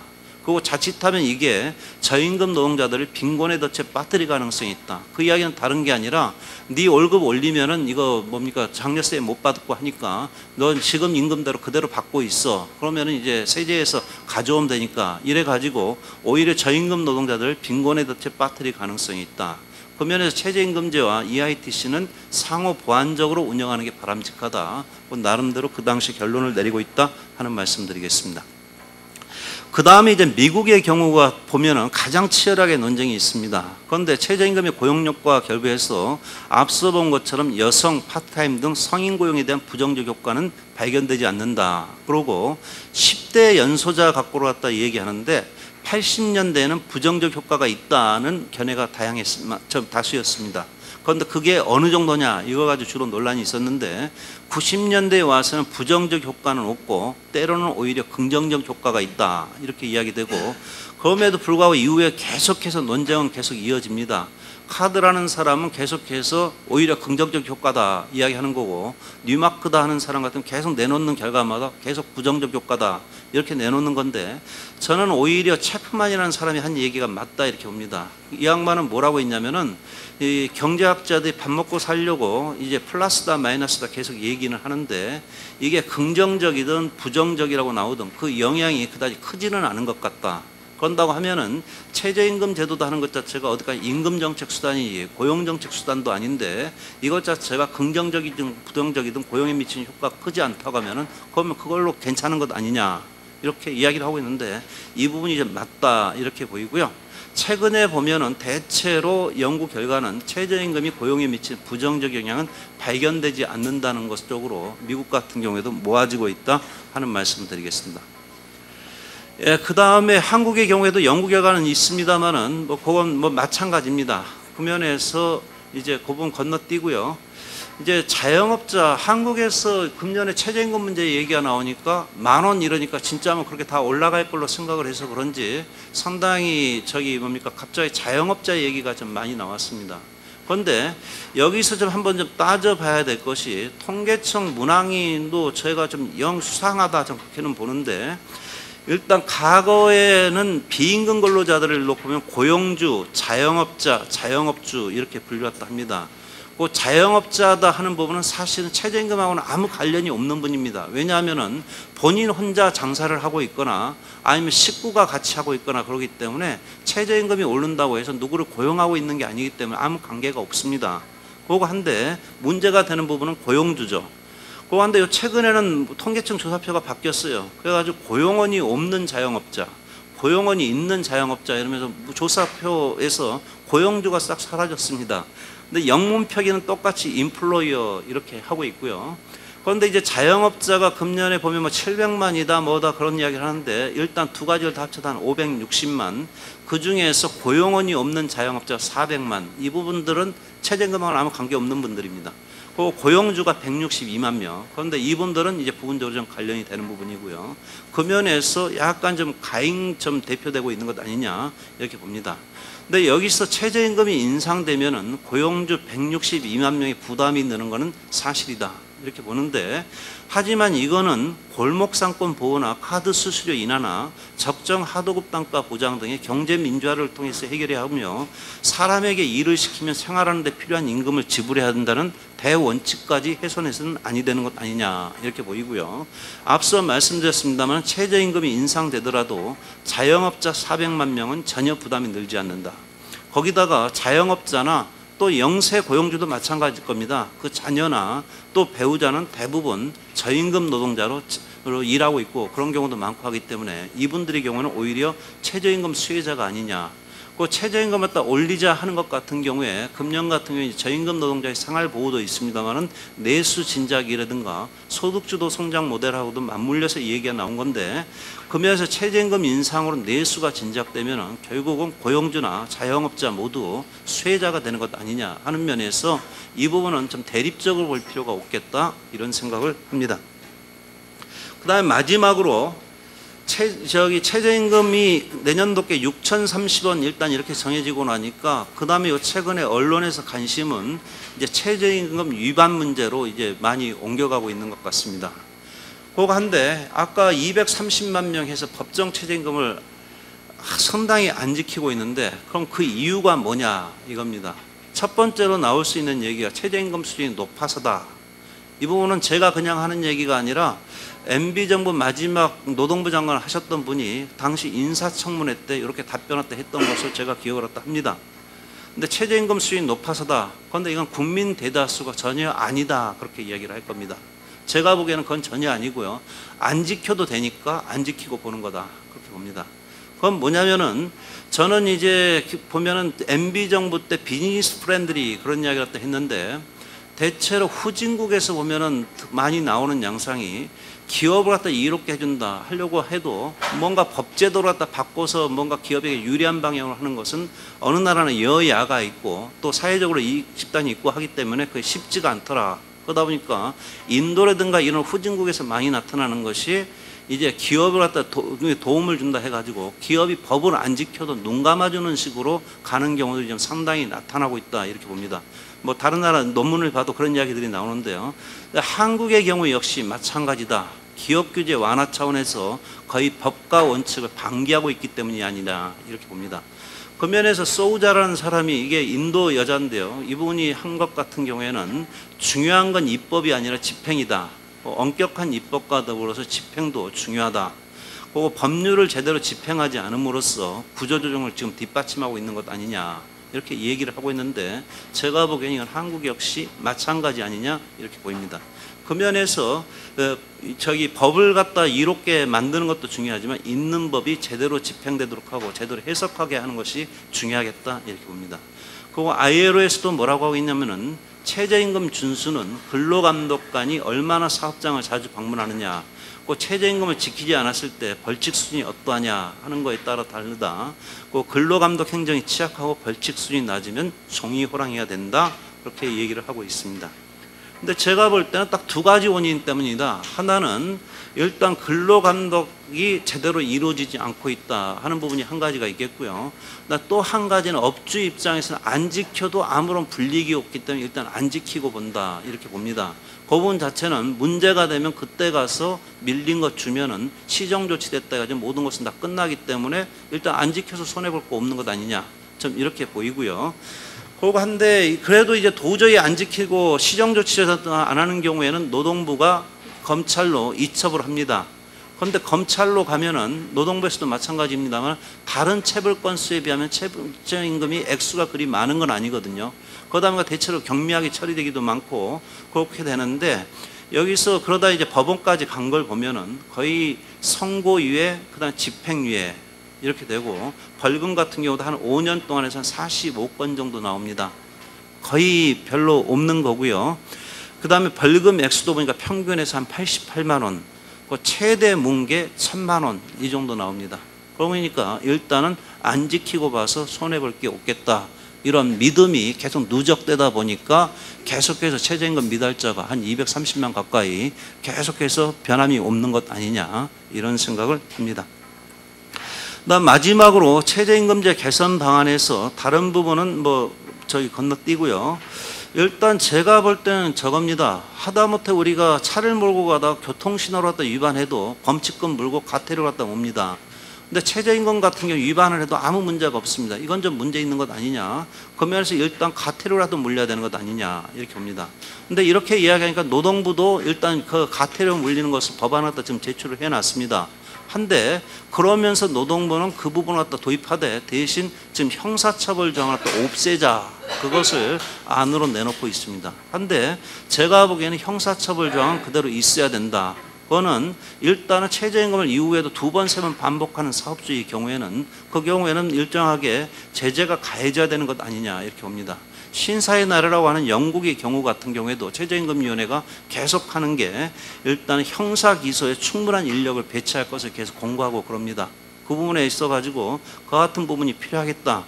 그 다음에 이제 근로감독관 그렇게 이야기하면 또 이제 노동부에서는 이제 최저임금 전담 이제 근로감독관 수가 너무 적기 때문이다 이렇게 이야기하는데 제가 볼 때 같은 경우 근로감독관 수를 늘린다고 문제가 해결되는 것은 아니고 최저임금한테 전담하는 근로감독관 각 지청마다 한두 명씩이라도 두면은 일단 그 문제에 매달리면서 문제 해결을 갖다 좀 앞당길 수 있지 않겠냐 그렇게 봅니다.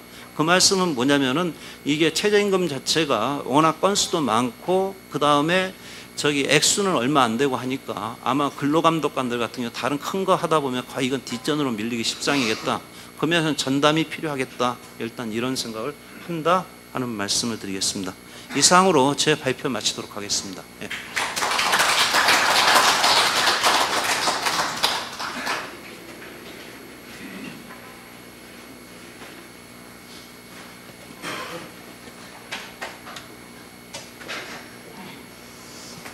예, 노동 문제가 복잡하고 또 여러 가지 이슈들이 많기 때문에 발표 시간이 1시간 좀 넘은 것 같습니다. 그래도 여러 가지 구체적인 내용, 우리가 미디어를 통해서 단편적으로 접하게 되는 내용들은 너무 내용이 빈약하기 때문에 실상을 알기에는 굉장히 부족한 그런 것들이 많이 있는 것이 현실이죠. 그런 점에서 여러 가지 구체적인 내용을 많이 말씀해 주셨습니다. 그러면은 토론을 듣기로 하겠습니다. 장지연 노동연구원의 장지연 박사님, 토론 부탁드립니다. 안녕하세요. 노동연구원 장지연입니다. 오늘 김유선 박사님께서 많은 이야기를 정말 종합 정리를 해주신 것 같습니다. 우리나라 노동시장에 산재해 있는 여러 가지 문제들을 거의 망라해서 말씀을 해주신 것 같습니다.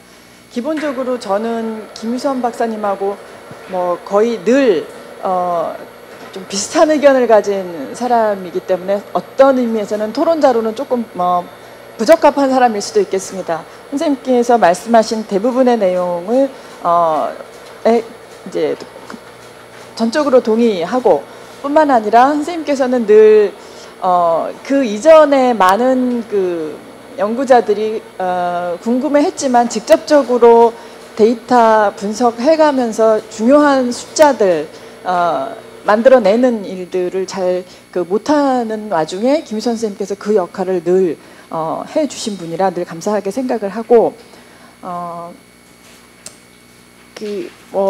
토론이라기보다는 이렇게 보론에 해당할 것 같은 그런 이야기를 조금 몇 가지 드려볼 수밖에 없을 것 같습니다. 먼저 우리나라 노동시장 구조의 문제를 얘기를 하시면서 전체적으로 이제 비정규직 중심으로 앞에 말씀을 하셨습니다. 사실 한동안 얼마 전까지 노동시장 이중구조 개선 TF 논의 이렇게 갖고 노사정위원회에서 얘기를 많이 했고요. 이 노동시장 이중구조라는 말을 오늘 선생님께서 한 번도 안 쓰셨는데 원래 이 용어는 보수, 우파, 경제학 주류에서는 쓰지 않는 말입니다. 이거는 이 이중구조라는 것이 존재한다는 것을 인정하는 것은 아까 김유선 박사님께서 앞에 설명하신 네오클래시컬 이코노미스트들의 효율성을 중시하는 그 노동시장 이론에 맞지 않아요. 그거에 배치하는 겁니다. 이론적으로. 그러니까 그 단어를 쓸 수가 없습니다. 이중구조는 나타나지 않아야 됩니다. 그 이론 구조상에서. 근데 우리나라가 이중구조라고 이야기를 하는 거는 그러니까 당연히 진보의 언어입니다. 그런데 거기에 이번에 박근혜 정부가 노동시장 이중구조라는 단어를 전면에 내걸고 뭔가 해보겠다라고 한 거죠. 굉장히 당황스러운 일일 수 있습니다. 그런데 내용을 들여다보면 그래서 처음부터 이제 이런 말을 꺼냈던 연구자들은 아이고 우리가 뭘 잘못했나 이제 이런 생각까지도 많이 했었는데 내용을 들여다보면 굉장히 두 그룹이 나누어져 있는 것이 맞으니 이걸 터야 되는데 하나의 차별적이지 않은 시장으로 만들어야 되는데 그러기 위한 방편으로 비정규직을 크게 늘리자. 그리고 정규직도 비정규직과 별 차이 없는 일자리로 만들자. 상식적으로는 비정규직을 없애거나 혹은 비정규직이라도 정규직과 별 차이가 없거나 이렇게 가는 것이 맞을 것으로 생각이 되는데 그렇게 하지 않고 비정규직을 크게 늘리고 정규직 일자리는 비정규직과 크게 다르지 않게 하고 하는 그런 방식의 대안을 내놓고 논의를 했던 거죠. 그래서 이제 이 단어를 사실 겁이 나서 못 쓰게 되는 약간의 기피 단어가 된 그런 감이 있습니다만 사실상 본질적인 문제는 우리 노동시장의 문제는 이중구조의 문제인 것이 맞습니다. 그런데 이 이중구조를 발생시키는 내용을 들여다보면 하나는 크게 큰 줄기가 비정규직이지만 또 한 줄기는 매우 중요한 줄기가 영세 소기업입니다. 그 두 줄기를 같이 봐야 되고 그리고 물론 아까 김유선 박사님 말씀하신 대로 상당 부분 중첩돼 있습니다.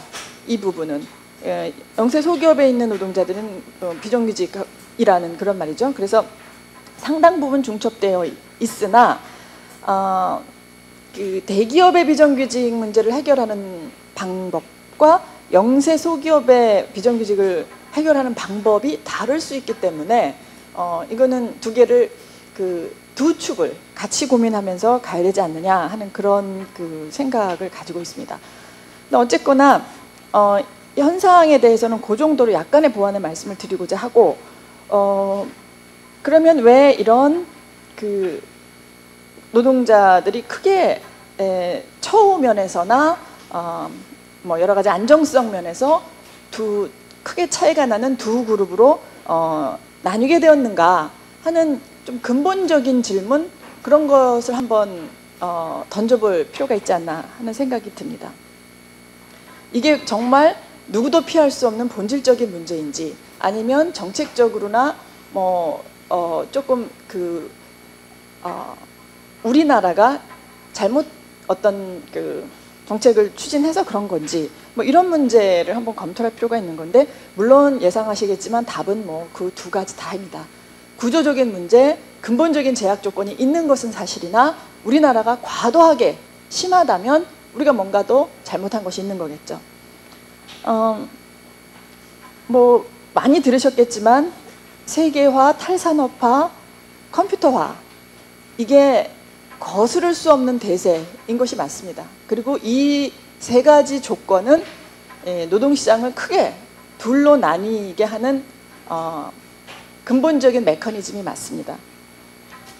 제가 최근에 이제 그 노동연구원에서 주관하는 그 국제학술대회에 와서 발표를 하신 대표적인 이런 그 이중화 혹은 양극화 논의를 하시는, 일자리 양극화 논의를 하시는 그 외국학자 얘기를 들어보면 컴퓨터라이제이션, 컴퓨터화 혹은 이제 기계화 이런 것들이 상식적으로 생각하시는 거하고 딱 맞아요. 어떤 일자리를 없앨 것이냐라고 하면 그 뭐 미용실에서 일하는 분들이나 그 음식 서빙하는 일자리를 없애지는 않습니다. 세계화도 그 일자리는 없애지 않아요. 그 일자리는 다른 나라로 못 갑니다. 그런데 없어지는 일자리는 거대 기계를 활용하고 그 기계를 컴퓨터라이즈하고 컴퓨터가 그 기계를 조정하고 하는 그런 방식으로 하면서 아주 전문직 일자리나 관리직 일자리, 높은 일자리와 좀 하위 일자리는 못 건드리는 상태에서 중간 일자리를 없앨 수밖에 없는 거다라는 거죠. 전체적인 일자리의 양이 주는 것은 경험적으로 어디서도 검증이 되지 않는다고 합니다. 다만 일자리가 중간 정도가 되는 일자리, 그나마 우리가 늘 말하는 괜찮은 일자리 정도를 상당히 많이 없애는 것은 사실인 것으로 나타나고 있습니다. 그런데 그것이 다른 나라에서 보여지는 것보다 우리나라에서 더 심하게 나타나는 것 또한 사실이라는 여러 증거들도 또 같이 제출이 되고 있습니다. 그런 내용들은 왜 나타나는 거냐 하면 우리가 아까 말한 거기에 이제 더 세게 노출이 되는 것일 수 있는데, 뭐 중국으로 가기도 쉬운 것도 있겠지만 우리나라 대기업이 많은 부분 뭐 이제 기계화나 컴퓨터화를 하면서 다른 나라에 직접 그 부가가치를 넘겨주고 국내에 쌓지 않는 거죠. 다른 중소기업하고 연합해서 일하지 않는 성향이 매우 크다, 뭐 이런 얘기들을 그날 들은 바가 있습니다. 그래서 그 이야기는 대기업에 쥐어짜일 수 있는 중소기업이고 싶다라는 얘기를 하는 사람들이 많이 이제 중소기업 쪽에 있다고 하는데, 영세기업 생각해 보시면 많은 우리나라 이제 다른 나라도 마찬가지인데 기업 중에서 다른 기업하고 관계지어서 거래를 하는 비율이 우리나라가 매우 낮다고 합니다. 제가 정말 몰랐던, 저는 경제학자가 아니고 이제 사회학자인데 몰랐던 사실들을 새로 알게 된 것이 그거였어요. 그나마 우리나라는 대기업에 쥐어짜이는 중소기업이 문제가 아니라, 그것도 물론 문제거든요. 근데 대기업하고 아무 거래가 없는 중소기업이 너무나 많다. 그 사람들은 뭐냐 하면 오로지 일반인들 대상으로 물건을 파는 것밖에 아무것도 할 게 없다는 얘기거든요. 그런 기업 생태계가 제대로 작동하지 않고 있다라는 것들을 우리도 같이 좀 주목을 해볼 필요가 있을 것 같고요. 이 이야기들은 전부 이야기해 주는 게 뭐냐 하면, 아까 김유선 박사님께서 두 번째 문제로 크게 지적하신 소득 불평등에서 시장 소득의 불평등을 초래하는 요인들입니다. 요컨대 우리는 불평등이라고 했을 때 두 가지 큰 지점에서 측정을 해볼 수가 있습니다. 시장에서 뭔가를 벌어들인 그 소득을 가지고 한번 측정을 해볼 수 있고, 마지막으로 가처분 소득을 가지고 측정을 해볼 수가 있어요. 근데 우리는 별로 그런 개념이 없는 이유는 뭐냐면 그 두 차이가 별로 없어요.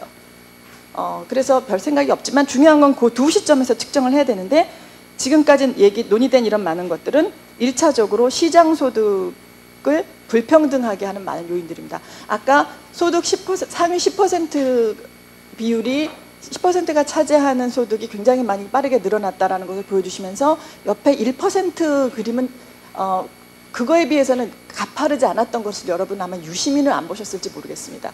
그런데 저희 동료 중에 최근에 국세청 자료를 가지고 더 들여다보고 있는 동료가 있는데 그 동료 이야기를 들어보면 소득 상위 1%가 가진 1%로 집중되는 비율이 우리나라가 거의 미국 수준이라는 거죠. 이제 10%나 마찬가지로 굉장히 많이 그쪽으로 집중이 되고 있다. 요컨대 시장 소득을 지금보다는 불평등 해소해야 되는데, 그 문제는 공정성의 문제입니다. 아까 말한 여러 가지 그 거래들이나 이런 것들에서 공정성을 확보하는 문제가 될 것이고요.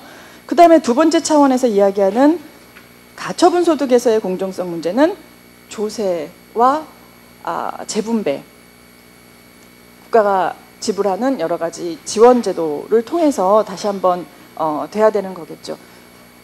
그런 모든 기제들이 구석구석에서 아직은 부족하고 잘 돌아가지 않는 그런 부분이 있어서 그 불평등 문제가 노동시장 전체를 관통하는 커다란 화두가 되고 있는 것 같습니다. 거기에 대해서 이제 그러면 어떻게 할 것인가의 문제에서 사실 오늘 저는 그 최저임금 중심으로 논의를 하는 거라고 이제 처음에는 제가 듣고 그런 관점을 가지고 이제 시작을 했기 때문에 최저임금 중심으로 논의를 토론문은 처음에 작성을 했습니다. 최저임금 이야기를 가지고 남은 시간은 조금 한 5분 말씀을 드려보도록 하겠습니다. 이번에 최저임금을 얼마를 할 것인가, 10,000원을 하냐 마느냐 하는 걸 가지고 오래 논쟁을 했기 때문에 많은 분들이 최저임금에 대해서 관심을 한참 가지고 있는 타이밍이고, 우리 올라야 한다, 좀 올려야 된다, 이 정도 갖고는 안 된다라는 거에 대한 공감대는 상당히 있는 것 같습니다. 이제 국민적인 공감대는 그렇게 있는 것 같은데, 거기에 대해서 저를 비롯해서 많은 연구자들은 좀 게으르지 않았나, 거기에 대한 근거를 제출하는 측면에서는 많이 부족하지 않았나 하는 생각을 하면서 좀 반성을 하고 있는데요. 먼저 최저임금을 올려야 하는 이유를 그냥 이 돈 갖고는 못 살겠어서 너무 힘들어서 이렇게 이야기를 반복적으로 하기에는 조금 설득력이 부족하다 하는 생각이고요. 커다란 컨텍스트나 정책 비전 속에서 최저임금이 차지하는 위치가 어디여야 하는지를 좀 고민을 해야 될 것 같습니다.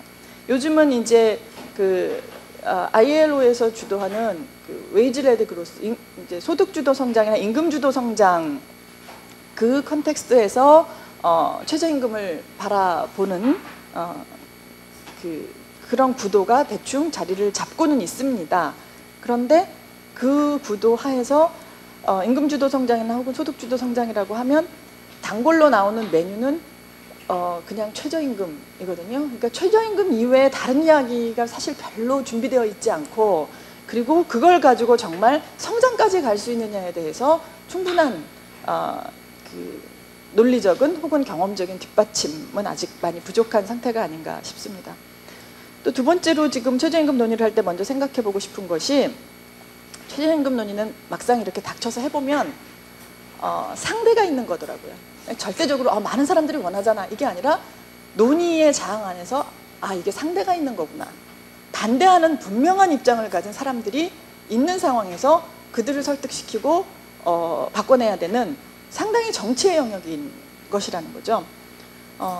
그런 의미에서 어떤 조건에서 최저임금을 올릴 수 있느냐를 고민을 해야 되는데, 그 고민도 좀 상당히 부족하지 않았나 하는 생각이 좀 듭니다. 그러니까 외부 조건이 상당히 많이 마련되고, 뭐 임금주도 성장이 다른 나라에서 다 최저임금을 뭐 미국에서도 올리겠다 그러고 새로 제도를 도입하는 나라도 있고 막 이런 상황이고, 더군다나 그 정부에서조차 임금 좀 올려달라, 뭐 최저임금 올리겠다라는 그런 제스처를 상당히 하는 상황, 이런 외부 요건이 상당히 갖춰진 조건 하에서도 그다지 크게 성공하지 못한 그런 상황인 것 같은데, 어떤 제도적인 조건 혹은 정치적인 조건 하에서 최저임금을 많이 올릴 수 있는가 하는 그런 거에 대한 관심이나 고민도 조금 필요하지 않나 하는 생각을 해봤습니다. 그리고 마지막으로 오늘 그 김유선 박사님께서 정말 그동안 알려진 사실들 많이 모아서 정리를 해주셨지만 주로 다 외국에서 이렇다라는 얘기를 소개해 주신 거거든요. 그런데 우리 국내에서는 최저임금이 얼마가 적당하다, 우리 이 정도는 해야 되겠다라고 하는 그런 사회적 합의에 이르기 위해서 가장 기본적으로 필요한 중요한 사실들에 대한 확인들이 조금 아직 덜 합의가 된 것이 아닌가 하는 그런 느낌입니다. 제일 먼저 이제 현행 최저임금 수준이 어느 정도 됐냐 하는 거를 그냥 물론 상대적인 뭐 다른 나라에 비해서 우리나라가 낮다 이렇게는 감으로 알고 있고, 그리고 그것을 안다라는 것이 곧바로 최저임금이 더 올라야 된다 혹은 얼마만큼 올라야 된다라는 것을 판단하게 해주는 것은 아니지만 논의의 출발점인 것은 틀림이 없는 것 같은데요. 근데 우리가 이제 판단 근거를 가지고 보자면, 오늘 그 박사님께서는 평균 임금을 대비해서 계산해 보면 한 35% 정도 되고, 중위임금을 가지고 계산해 보면 한 43% 정도 된다라고 말씀을 아까 그래프로 보여주셨고, 그렇게 봤을 때 34개 국가 중에서 한 26위, 7위 정도 된다. 어느 걸 가지고 보더라도 한 이제 34개국 중에 26위나 7위 정도 된다. 그러니까 낮은 편이다. 이 정도로 보여주셨습니다. 근데 사실 이 다른 OECD에서 데이터들을 모아서 할 때 똑같은 기준의 데이터를 제출해서 보는 것은 아니에요. 그래서 참 어렵더라고요. 다른 그 어느 나라에서도 이 자기네 나라의 최저임금 수준을 다른 나라하고 비교해서 판단하기는 어렵고, 이거 이상으로 큰 근본적인 그 근거 자료들을 제출하지는 못하고 있는 것이 사실이지만, 저는 궁금하더라고요. 여기서 어떤 데이터를 쓰느냐, 그러니까 5인 이상 노동자들을 다 포함한 데이터를 쓰느냐, 10인 이상을 포함한 데이터를 쓰느냐, 이런 거에 따라서도 많이 달라져요. 한때는 어떤 얘기도 있었냐면, 우리나라는 5인 이상 사업장 노동자들을 대상으로 해서 조사한 거기 때문에 여기 나온 것 기준으로 해서 하면 실제 우리가 생각하고 있는 것보다는 다른 나라에서 다른 나라는 1인 이상 사업장이 다 포함된다는 걸 사람들이 생각했던 거예요. 그래서 이거보다는 오히려 우리가 언더에스티메이트, 낮게 추정되어 있는 거 아니냐라고 하는 주장까지도 있었어요. 근데 사실은 알고 봤더니 다른 나라는 심지어 10인 이상 사업장을 중심으로 계산해서 내놓은 거예요. 요컨대 우리가 지금 계산하는 이거는 오버에스티메이트. 우리가 평균 임금 대비 한 35%, 중위 임금 대비 43%라고 하는데 그거보다 더 낮을 가능성도 있다. 다른 나라하고 비교했을 때 순위는 더 낮을 가능성이 있다라는 거죠. 임금조사 대상 사업체의 규모 굉장히 중요하고요. 그 다음에 평균 임금이냐 중위 임금이냐 이것도 굉장히 중요한데, 우리가 일일이 그런 것까지 맞추어서 비교한 데이터는 여지껏 없다는 겁니다. 근데 이게 다른 나라 데이터도 굉장히 로 데이터를 좋은 거를 가져야 비교 가능하기 때문에 매우 어려운데, 어쨌거나 이런 것들에 가지고 공감대를, 적어도 우리가 생각하고 있는 것들이 몇 가지 조정이 될 필요들은 있고, 제가 뒷페이지로 넘어가서 보시겠는데, 이제 이영면 교수가 하신 시뮬레이션을 따르면 우리가 한 5년 후에 최저임금이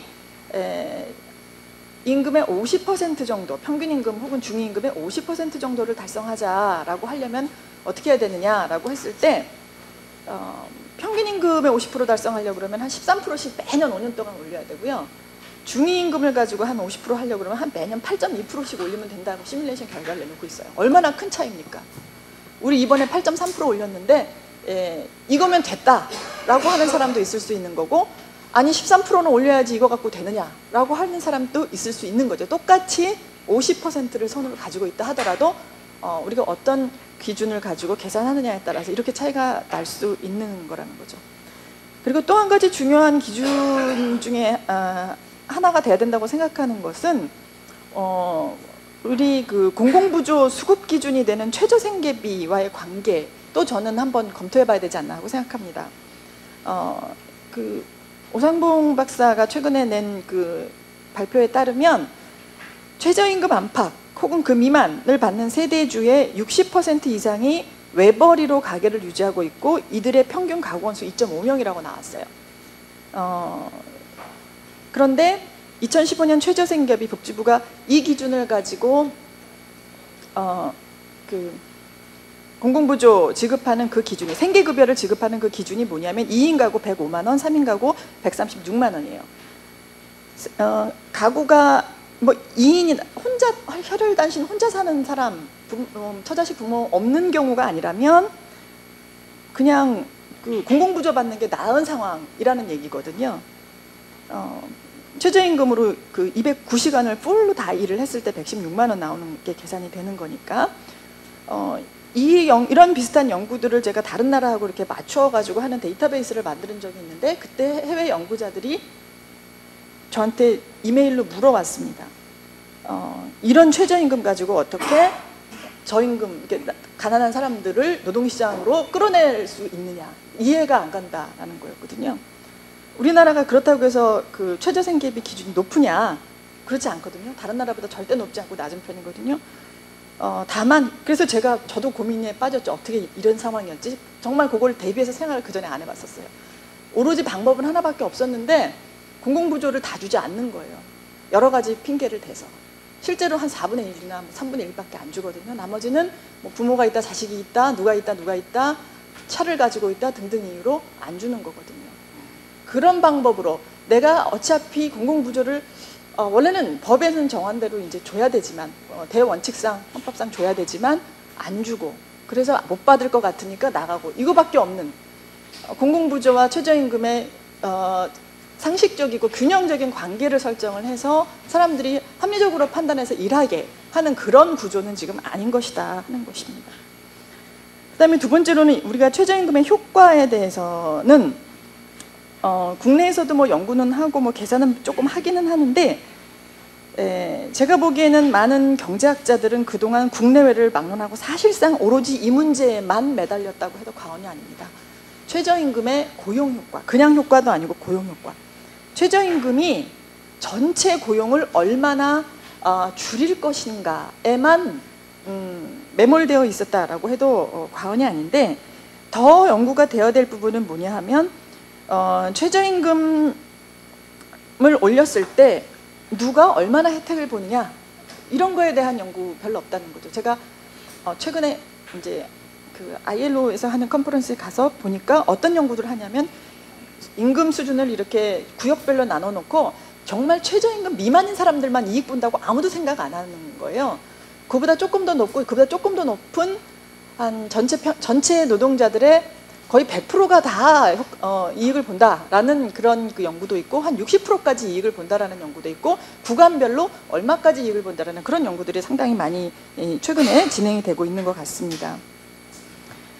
그리고 그 전체 고용은 얼마나 줄이거나 혹은 늘릴 것이냐에 대해서는 아까 선생님께서 말씀하신 대로 뭐 파지티브건 네거티브건 간에 별 효과 없다라는 쪽으로 수렴이 돼서 거기에 대해서는 거의 동의가 되는 것이 아닌가 하는 생각이 드는데 그동안은 정말 수백 편의 양편에서 수백 편에 달하는 논문들이 쏟아져 나왔는데 그것들을 전체를 놓고 다시 보는 메타 어널리시스라는 게 상당히 이제 다시 그 성행을 하고 있더라고요. 너무 페이퍼가 한 문제를 가지고 많이 나왔기 때문에 이제는 정리 단계에 들어갔다라는 생각이 드는데 그런 메타 어널리시스의 결과는 대체로 약간 줄이는 그 효과는 있을 수 있으나 영향은 있을 수 있으나 정말 조금이다.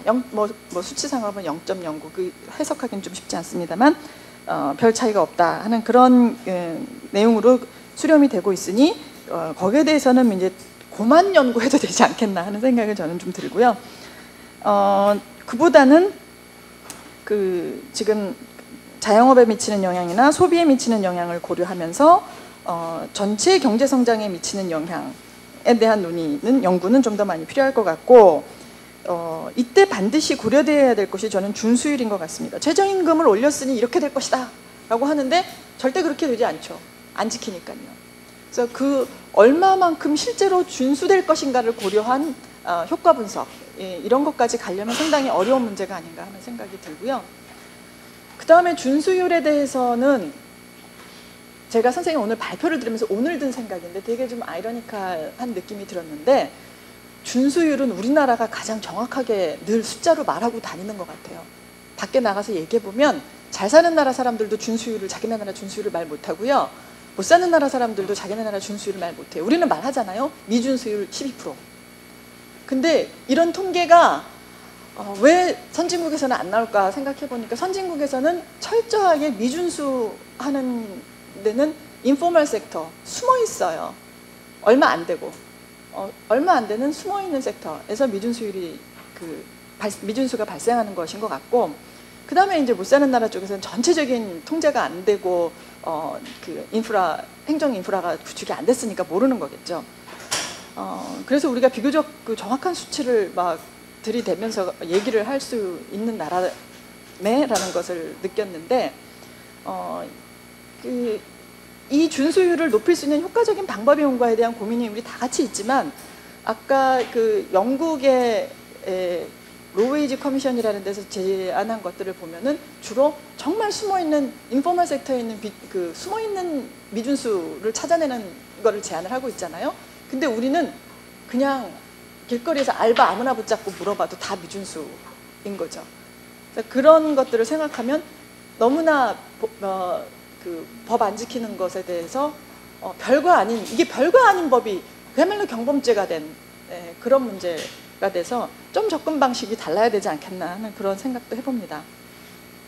마지막으로 또 생각지 못했었는데 이런 것들도 다들 들여다보고 있구나 하는 느낌이, 물론 이건 이제 아카데미 학자들의 폴이 크고 유럽은 같이 연구하고 막 이런 것들이 있어서 그런데, 최저임금 결정 기제 혹은 거기에 가담하는 사회 세력들의 성격 혹은 노사관계의 특징, 이런 것들이 최저임금에 어떤 영향을 미치는가 하는 연구들도 상당히 진행이 많이 되고 있는 것 같습니다. 그래서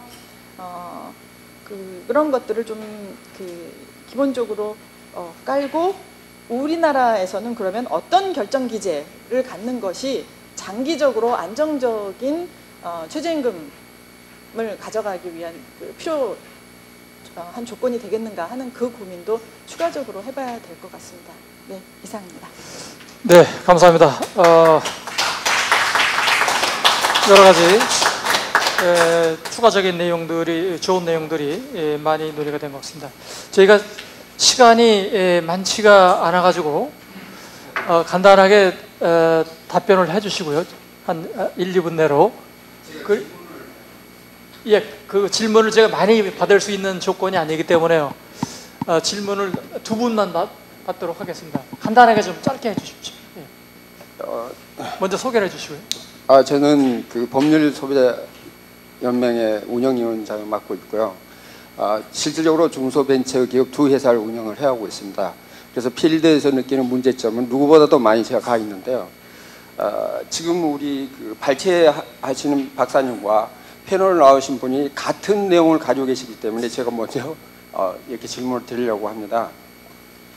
20페이지 보시면은 대기업 사내 하청이 많다, 이렇게 지금 말씀하셨는데요. 이거는 불가피한 현상이라고 저는 보고 있거든요.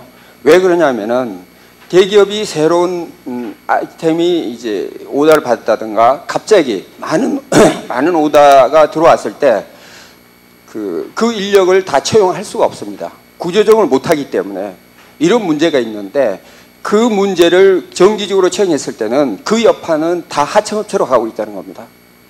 이런 구조적인 문제가 있고요. 저는 이렇게 하고 싶어요. 최저임금을 논하기 전에 영세 사업장, 중소기업들의 수익구조를 조사해봤느냐, 이렇게 반문을 하고 싶어요. 며칠 전에 우리 옆집에 사시는 분이 24시 편의점을 하시는데, 그분이 자주 가게를 문을 닫아요. 왜 닫느냐고 물어봤더니 자기 일 볼 때가 있다 그죠. 근데 알바를 못 쓰겠다는 거죠. 자기가 가져가는 돈이 100만 원도 안 된다는 겁니다. 그러면은 자꾸 몇 프로 정부가 올려달라고 하고 있지 않습니까? 지금 정부가 저임금을 해소하자, 임금을 올려달라 아이너리 하는 그런 정책을 펴고 있는데요. 예.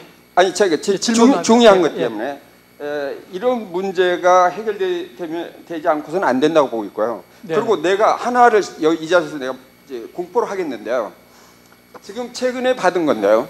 대기업에서 지금 우리가 공급해오고 있는 아이템이 특허 유효 기간이 끝나니까 64.3% 가격 내고를 요청받았어요.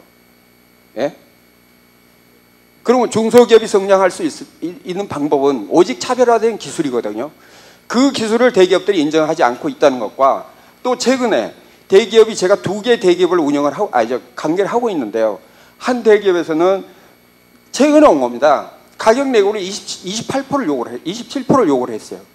그러면은 지금 제가 반문하고 싶은 거는 중소기업들이 이게 어디서 나느냐 이거죠. 예. 이런 문제, 구조적인 문제를 조사한 후에 이게 최저임금이 어느 정도 선의 레벨이 맞다. 이거를 해야지 기준 없이 무조건 올려달라. 그럼 그 사람들은 뭐 자기는 죽더라도 그냥 땅 팔아서 할 수 있는 지금 이런 문제가 해결해야 된다 이거죠. 지금 말씀하신 내용은 기업 생태계와 관련된 논의라고 볼 수가 있을 것 같고요. 또 다른 질문 하나만 더 받도록 하겠습니다. 예, 제가 잠깐 할까요? 그 한국 NGO학회에서 온 김영근 박사입니다. 시간이 없기 때문에 간단하게 하면 이제 최저임금 문제가 우리가 이제 정권들이 들어서면 이제 부동산 부양이다 이렇게 경기를 부양시키기 위해서 하는 거잖아요. 근데 최저임금이 오늘 공부를 해보니까 최저임금으로서 이제 경기를 부양하고 그 경기를 발전시키고 이러는 그런 정책들이 좀 있어야 될 것 같은데 오늘은 그런 논의는 전혀 안 나오는 거 내가 잘 몰랐는 거는 몰라도 그런 관점에서 한번 봐주셨으면 하는 그런 짧은 질문입니다. 시간이 많지가 않기 때문에 한 3분 내로 좀 답변을 해주시면 좋겠습니다. 질문은 많았는데요.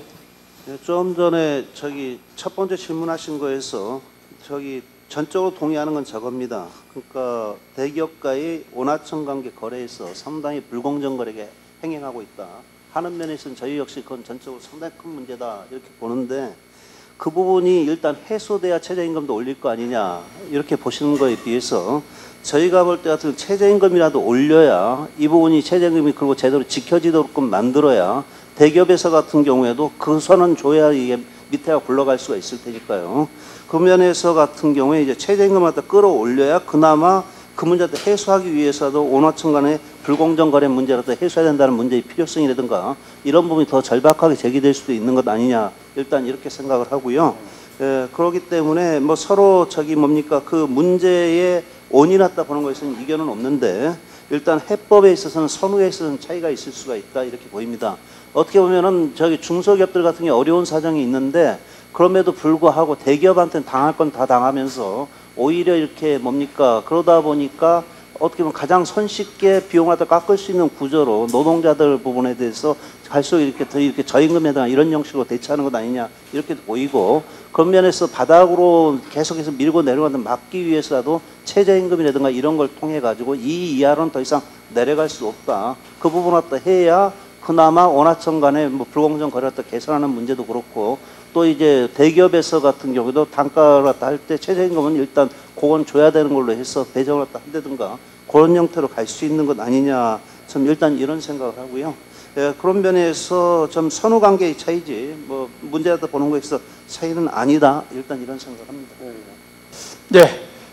노동 문제가 우리의 삶의 어떤 대부분을 차지하는 일이죠. 사실 해가 떠 있는 시간 대부분 일을 하게 되는데 그럼에도 불구하고 이 문제가 개인이나 가족, 나라 전체의 문제와 관련해서 많은 사람들이 자랑스럽게 생각하고 또 자부심을 가지고 그리고 안정된 삶을 살 수 있는 이런 조건을 만들어내는 것 이것이 이제 현실적으로 중요한 과제인 것 같습니다.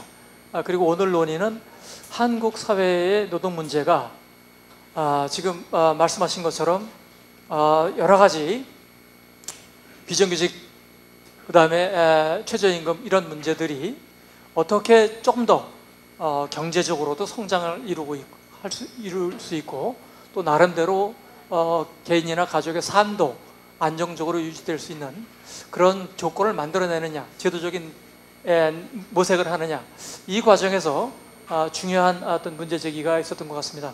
그리고 이러한 문제들은 또 다음에 있을 한국 경제 전체를 다루는 토론회에서 또 중요한 이슈가 될 수 있을 것이기 때문에 오늘은 시간 관계상 이 정도로 그치고 다음에 좀 더 과시적인 경제 차원에서 논의가 이루어질 수 있기를 기대하면서 오늘 7차 토론회를 마치도록 하겠습니다. 감사합니다.